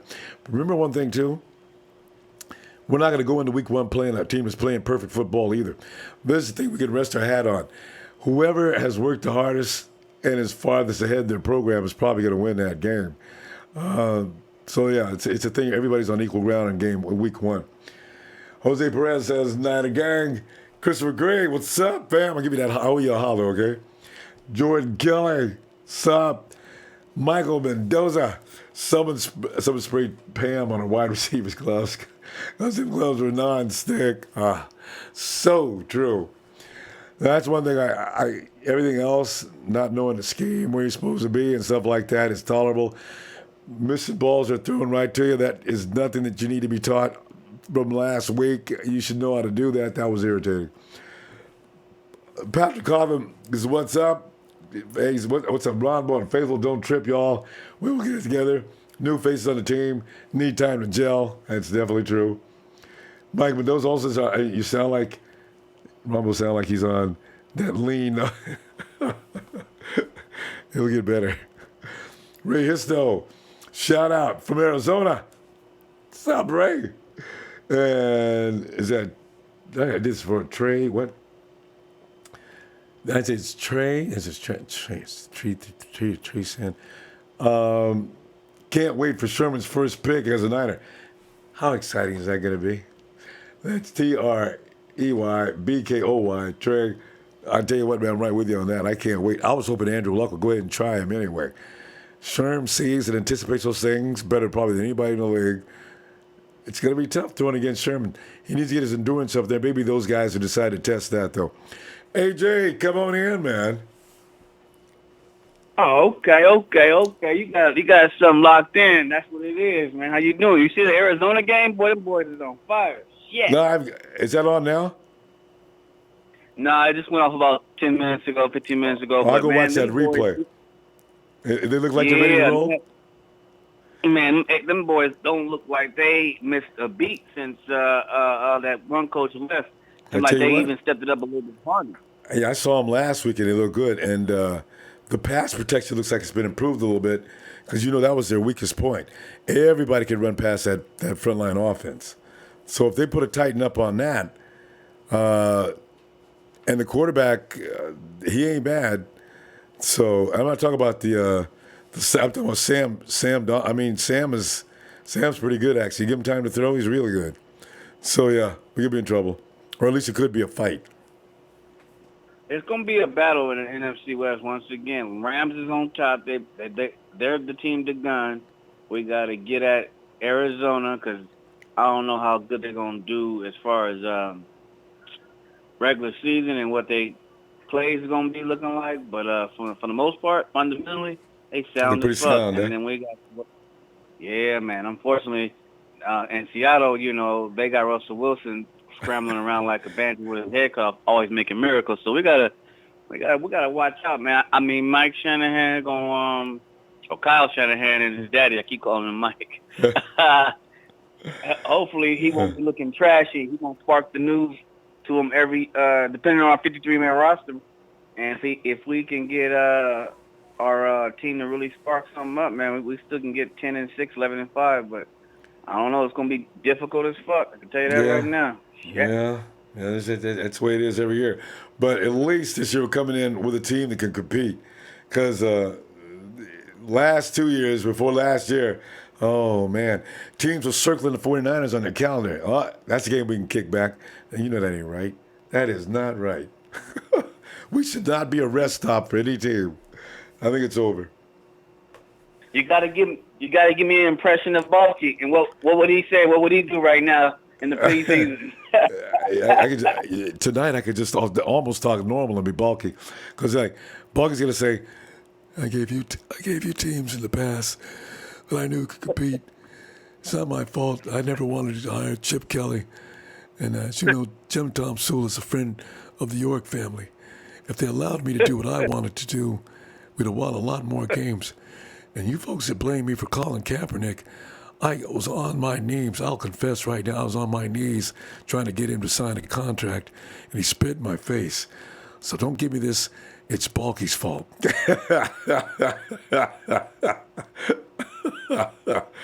Don't make me act a fool. AJ, I'm trying to heal up here, man. Start acting silly, I'm going to tear my neck up. Laughing hurts, too. Oh, man. But AJ, 49ers got it going on. We just have to make sure to be focused out there. And I think the 49ers are getting tired of playing preseason. And I think they're tired of practice. Remember before the first preseason game, the 49ers said, oh, yeah, we're tired of hitting each other, man. We're ready to play somebody else. They may be getting a little bored with preseason games as well because they're not doing anything but playing vanilla offense and defense. They want that Kyle Shanahan scheme so they can start jacking people up. Did we lose AJ? I think we did. Area code 808. AJ is gone. Hey, 808, hello. Hello. Oh, yeah. Who is this? It sounds like Tony. No, this is Valos 808. See, you're Valos 808. I've seen you on the chat. I didn't know who you were yet. Well, hi, Valos. Well, because all the guys are telling me to call, hey, mods, Jesus, stop picking on me, bunch of bullies. Wait, let me read it. I see right here. Jesus, my king says, if Valos calls in and proves me wrong, on my hunch, I will apologize. There you go, Valos. Jesus owes you an apology. We're going to get rid of Joe Williams, right? Yeah, okay. We're getting rid of Joe and Ward. And Ward. And everybody Ward. Agrees. And CJ. And like, oh, this defense is killing me. What are they saying now? Hey, you got rid of 3. Valos, you got to get rid of 37 more guys. Are you ready for that? Yeah. Give me 2 more. And bring Mac. I mean, I know we're not going to get Mac, but no, that's a hard deal. Yeah. Man, he's in fact, I think the Raiders are kidding. I don't even think they want him to leave. They just want him to believe, hey, Khalil, we can do without you, which is a joke. But they're trying to work him mentally like that. That's not going to work. He knows they can't do without him. So it's going to be interesting to see Raiders what happens. Raiders is garbage. Oh, yeah. Always will Raiders be, always garbage. have been. So are the Rams. Shout out to Goff out there in the chat. He knows. He's pretending. Ronbo, you get better. Yeah. Oh, man. Oh, yeah, I'll get better. Drink your tea. I'll probably get better by tomorrow even. I've had this before. I'll never learn. I keep on screaming. It's okay. I'm the only Niners fan in my family right now. Is that right? Who else is? Well, you got Raider fans, Rams fans. Who Oh else no, is Steeler fans. Steeler fans. Fellas, how far are you? Are you near the East Coast? I'm from the East Coast. Oh, okay. But I just flew out to Texas from Hawaii, so. Okay. So shout out to the 808. Well, the 808. You're not in Hawaii right now, are you? I wish I was because this weather is too damn hot in here in Texas. I know the trade winds. You at least get the trade winds in Hawaii, and it breezes things down even though it's warm. Yeah, I know what you mean. Well, Steeler fans, I can actually tolerate Steeler fans. They're the only fans that don't run smack. Like, let's see, the Rams fans, the Raider fans, Cowboys fans. These people are professionals at running major smack. Yeah. But the Steeler fans... We have the best fan base, I think, ever. I agree. But I have to go. You guys take care, Ronbo. You take care. Valos. Appreciate you getting in here. And Jesus owes you an apology. Bye-bye, Valos. Hey to the mods. Yeah. Bye. It's funny. And Nashawn Warren says, Valos, exclamation point. She's a woman. That was actually established yesterday. Somehow, I forgot how it happened. But yeah, some mods, there you go. And Jesus My King has already put up a huge I'm sorry with a frown on the face. Let's go back over here and check out, see what you said here. It says, William Roberts, what's up, William? Maya 0724, no more yelling at game 1, okay? I keep checking my Twitter feed to see if we signed Mac. Boy, you talk about go ahead and give out the holla. Mac would have to come in and he'd have to come in and learn the scheme and do some things first, though. And William Roberts, Jeff Wilson makes the team #1 supporter. He should, man. You know, Jeff actually earned a spot. Every time he came in, he had an impact. Rogish Day, our red zone offense is suspect. But remember, it's still vanilla offense. You're not going to see what you've seen yesterday or this weekend again after September 1st. A whole nother plan, whole nother set of plays. Faithful then, faithful now. McNichols add running back depth in a great way as well. We're going to, maybe a couple of these guys end up, I think Jeff ends up on the practice squad for sure, but then you know somebody's going to come and get him. McNichols, strong runner. I got a feeling he goes to practice squad. He's gone. So these guys are going to be in trouble on the practice squad, so we'll lose them. But that's the 49ers' way of not cutting people, I guess. We give you an opportunity to get picked up by somebody else, or else you can stay with us until next season, and we check you out again. Joe Williams will be designated to the IR. I'm predicting that right now. I figure Ken Shannon's going to sit down with him and say, listen, in fairness, I can't really put you above some of the rest of the guys on the team. But what I can do is I can give you another chance next year to come back and prove me that you belong on this team. You're going to be on the IR, and we'll work on some things all year. And you know that conversation is coming to Joe Williams. Kyle does not want to cut him.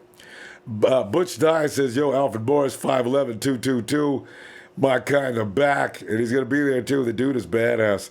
Goar said the Jet, Morris, and Breda. Yeah, that's pretty much it.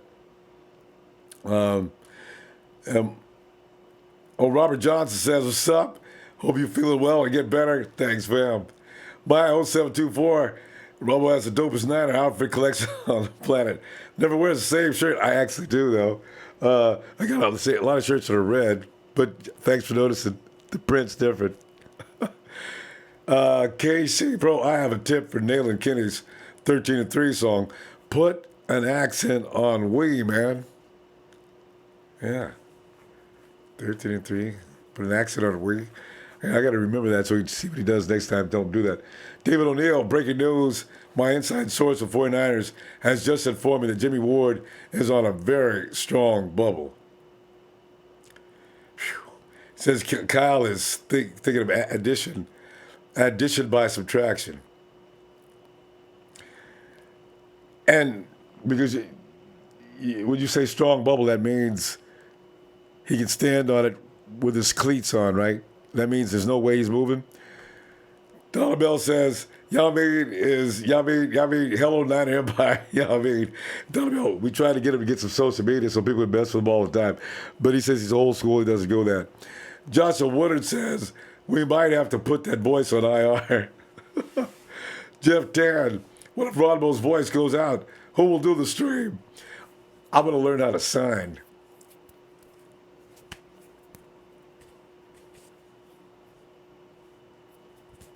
How do you do touchdown?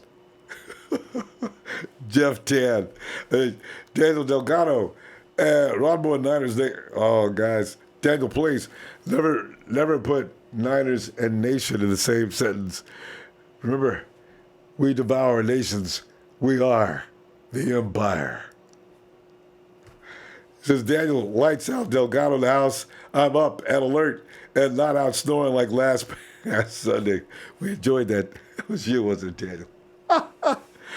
Justin Berry, Ronbo in the motherfucker. Oops, almost said it.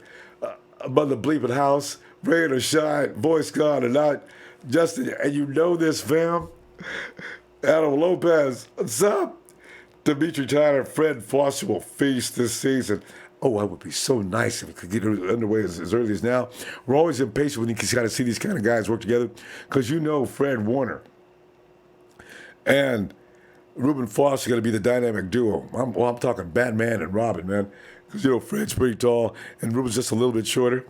Audio Vegas says everyone is talking about how we need a true pass rusher, but ain't nobody talking about Lane Kiffin. Thought this was the guy that was supposed to address. That's Chris Kiffin. He's working on him. I saw vast improvements in that pass rush just yesterday. And remember, you're not saying everything you're going to see going forward. I do wonder, though, about that gap. Maybe they did that on purpose. I'm not sure. But Coach Tim addressed it by saying, have you noticed how much personnel has changed?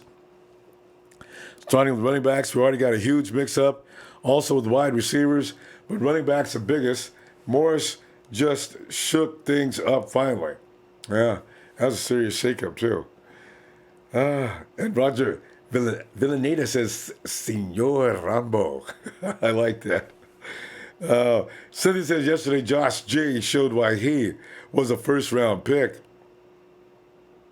No doubt. Tell you, man, Garnett looked a lot different, didn't he? Wow. And Rich Hidalgo there. Hey, what's up, fam? Ricky Tyler out of Richmond, VA. Rick, I think both players are great, but the rest of the team needs to step it up. Hawks looking good. Rams are favorite. We need to solidify our place in our division. Can't wait. Vader, what's up? It's Niners time, baby. And Lupita Rojas, best edge next year is Nick Bosa or Ed Oliver. Talk about Nick Bosa, man. He knows Bosa boy, man. But we could have to give a mountain for them. Maybe not Nick Bosa. Oh, no, we got to trade up to get him, though. That's true. Miggity Mac, man. Mig Mac, mates. It's Mig Mac. What up? It's the Miggity Mac. And Ricky Tyler says, Richmond Rick, I agree. Our D needs to drink some Gorilla Juice because they soft as hell. Secondary needs to protect the middle because Achilles and Sherm looks good. Front needs to get to the quarterback. Sacks more. 49ers were so in unfamiliar territory yesterday. So we've seen Armstead and Solomon T miss obvious sacks. That may have been it. JP Rumble, I need that gold Niners hat that you're wearing. That joint is fire. I like that hat. Tell you how to get it, though. And Ben Matwa says, Benji Polo in the house. Sup, fam? Civic Sport injected FP6. Ronbo should get the 5 Super Bowl rings and wear them.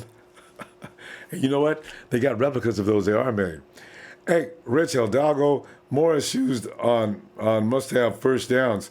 That's where I'd use them. Every play. Morris. They get used to it after a while and start looking for it, but what can they do about it? Richie James, Algin S. Richie James, on him if you want. Morris should be number 1 at the start of the season with McKinnon at number 2. Which is probably going to be it, actually.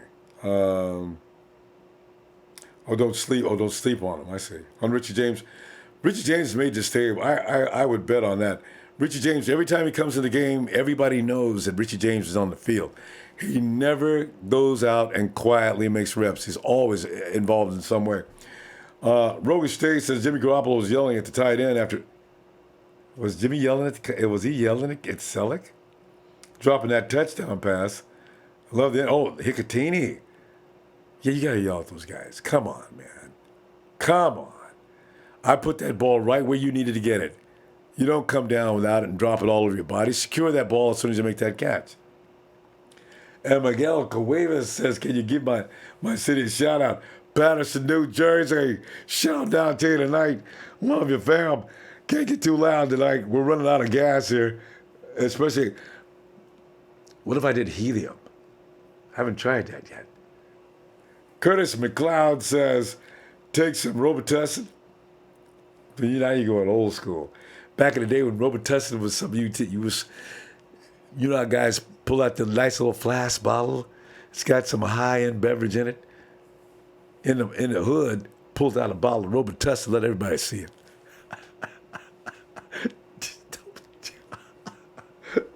I got you, Curtis. He said, wait, let me see. Like my mom always told me. Coach Tim says, yeah, you need to be drinking lemon and honey too every other sentence, bro. Have the lady mix up some and toss some brandy in there too. Sounds more like a nice cocktail to me.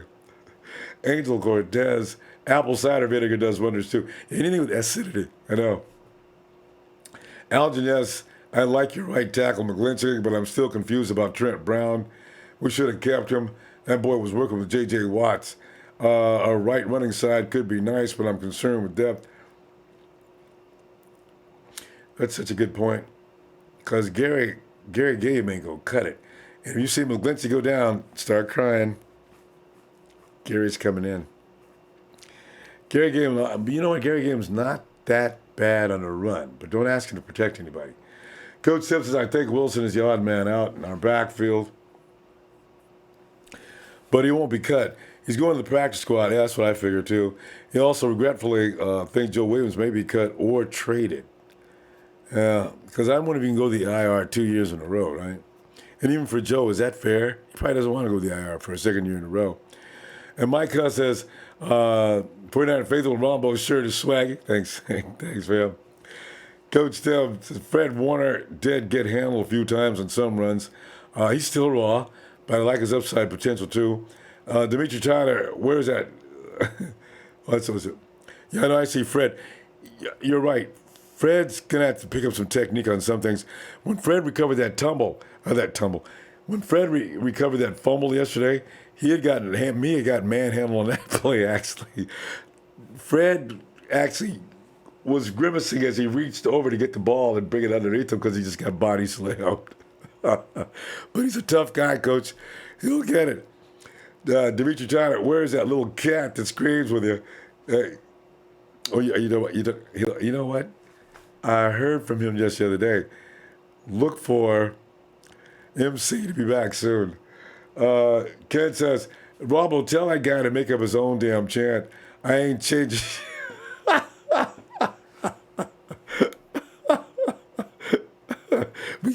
we get real sensitive around here about our stuff here. Everybody's like, if I made it, don't ask me to put no extra milk in it. I ain't putting no extra sugar in it or anything else. This is what it is. So we ain't put an accent on the W. Justin Raymond says, I hope Pettis grows up fast because Garcon is slow. And I was kind of surprised Garcon got caught. But he got a lot of nice yards out of it. And remember, we still got Goodwin. But you know what I really got a kick out of? You didn't hear the interview?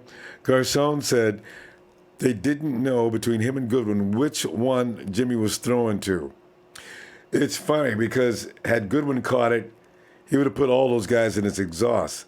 So Garcon said, but I ain't going to be just looking over at Goodwin and let the ball go so everybody could say to me in a few minutes, how come you didn't catch it? So I went on and caught it. But Garcon, ain't nobody mad at you, man. You did a good job. Robolox says, Robolox2296, who's your surprise cut? Selleck, Ward, or Garcon? It's like Mike says, Garcon is not going to get cut. Selleck is not going to get cut. Ward, they've already paid him and they want their money's worth out of him. He's not getting cut. Fam, we're going to be stuck with all three. I don't mind being stuck with Selleck. I figure he's just having a bad day. Garcon, you actually need him. He'll be fine. David Kudijar says, get some rest, brother. We appreciate you. Thanks, Dave. Sir Garcia, what's up? Coach Tim also says, we got the outside locked down, but it's the slots that are going to hurt us in the passing game. So that rush has to get in the quarterback's face to pressure. I think we can inside. I kind of like K'Wan Williams. He may be ginger on that ankle right now, but I like him as much as anybody because the fact that he knows how to read. That pick they got last year against the Jaguars, that was all instinct that he was pulling off. He knew exactly where the ball was going. I think he's got that kind of moxie. Also, remember, K'Wan is also the one that shut down the guy that beats us to death every year in Arizona, and you know that is. The only reason he made a play at the end is because it was Bolden who rearranged the defense. Never mind.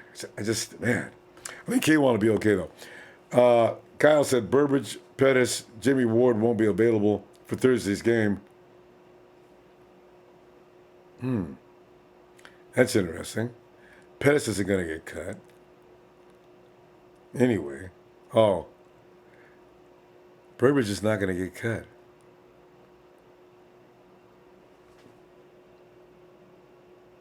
Whoa. Wow. Think about that for a minute. That's from Debbie Ryan. He says, but should be available that will be available in week 1. That ties the ribbon on that one. So if you're concerned about Burbridge, I knew Jimmy Ward wasn't going anywhere, and you knew Pettis as a second-round pick. Wow. That might be a subject for tomorrow, huh? Antonio Kidd, pump them up. Oh, pump them like it's up because Rob will give us his all. The 49ers will tighten up, show the world, and put us back on top for years to come. Thanks, Antonio. Coach Tim says, a lot of people are overreacting, really. This is practice, preseason games, all vanilla, all basic, offense and defense, nothing scheme. It's all about the reps in each position. I saw flashes. Yeah, and Coach Tim is a coach, so, for real, he is a coach. So he knows if you're looking at assessing players, you're not looking at the same things as we as spectators are watching. We want them to go out there and play hard, and we want wins, and I'm right with you on that.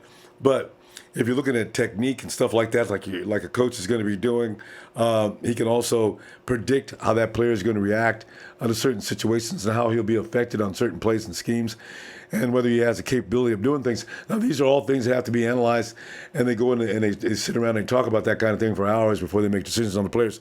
So what we're looking at is just entertainment for us that the NFL is making money on. It's not necessarily because they're making billions on sponsors alone. It's not exactly what we should be judging. Dimitri Titus says, no, we're not keeping Tyvis. I miss tackles, pal. Boy, I hope not, Dimitri. Man, I tell you, I'll be grateful. But I got a feeling if they don't think Tavares Moore or the Tavares brothers are ready, they almost have to keep Tyvis. If I see him on the roster, I'll tell you, it's going to be real anxiety. Okay, Debbie Ryan says, Shanahan said Jimmy works real hard, and I love Jimmy as a player.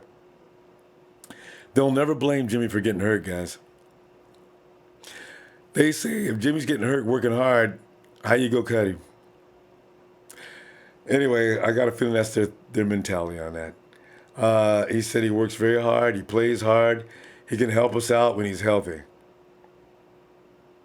$8.5 million also says he can't leave.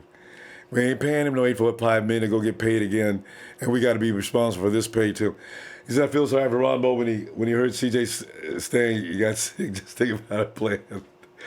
Tony, no, it's not like that. I don't hate on CJ. I just don't think he's ready.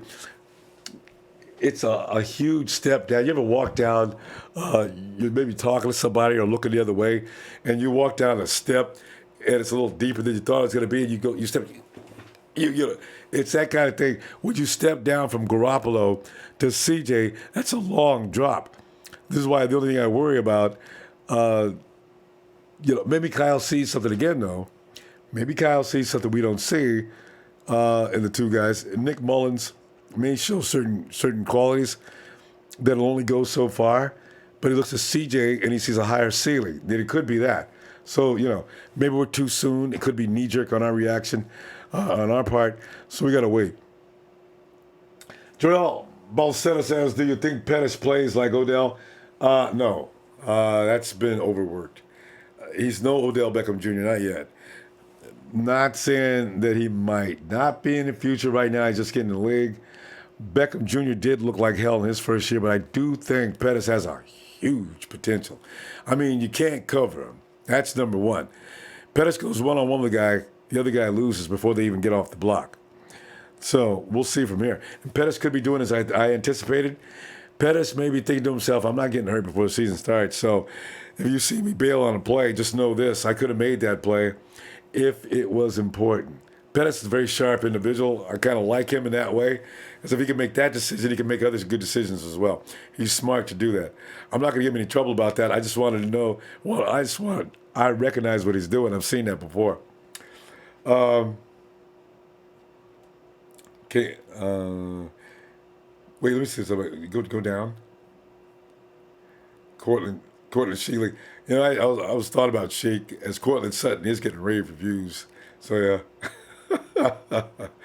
Fam, I'm gonna go and call today because the voice is done, and see if I can go heal up. And I'm looking for you tomorrow, fam. Have a great night. Appreciate you joining me tonight. Allowing me to join you. Have a good night, fam. Niners all day.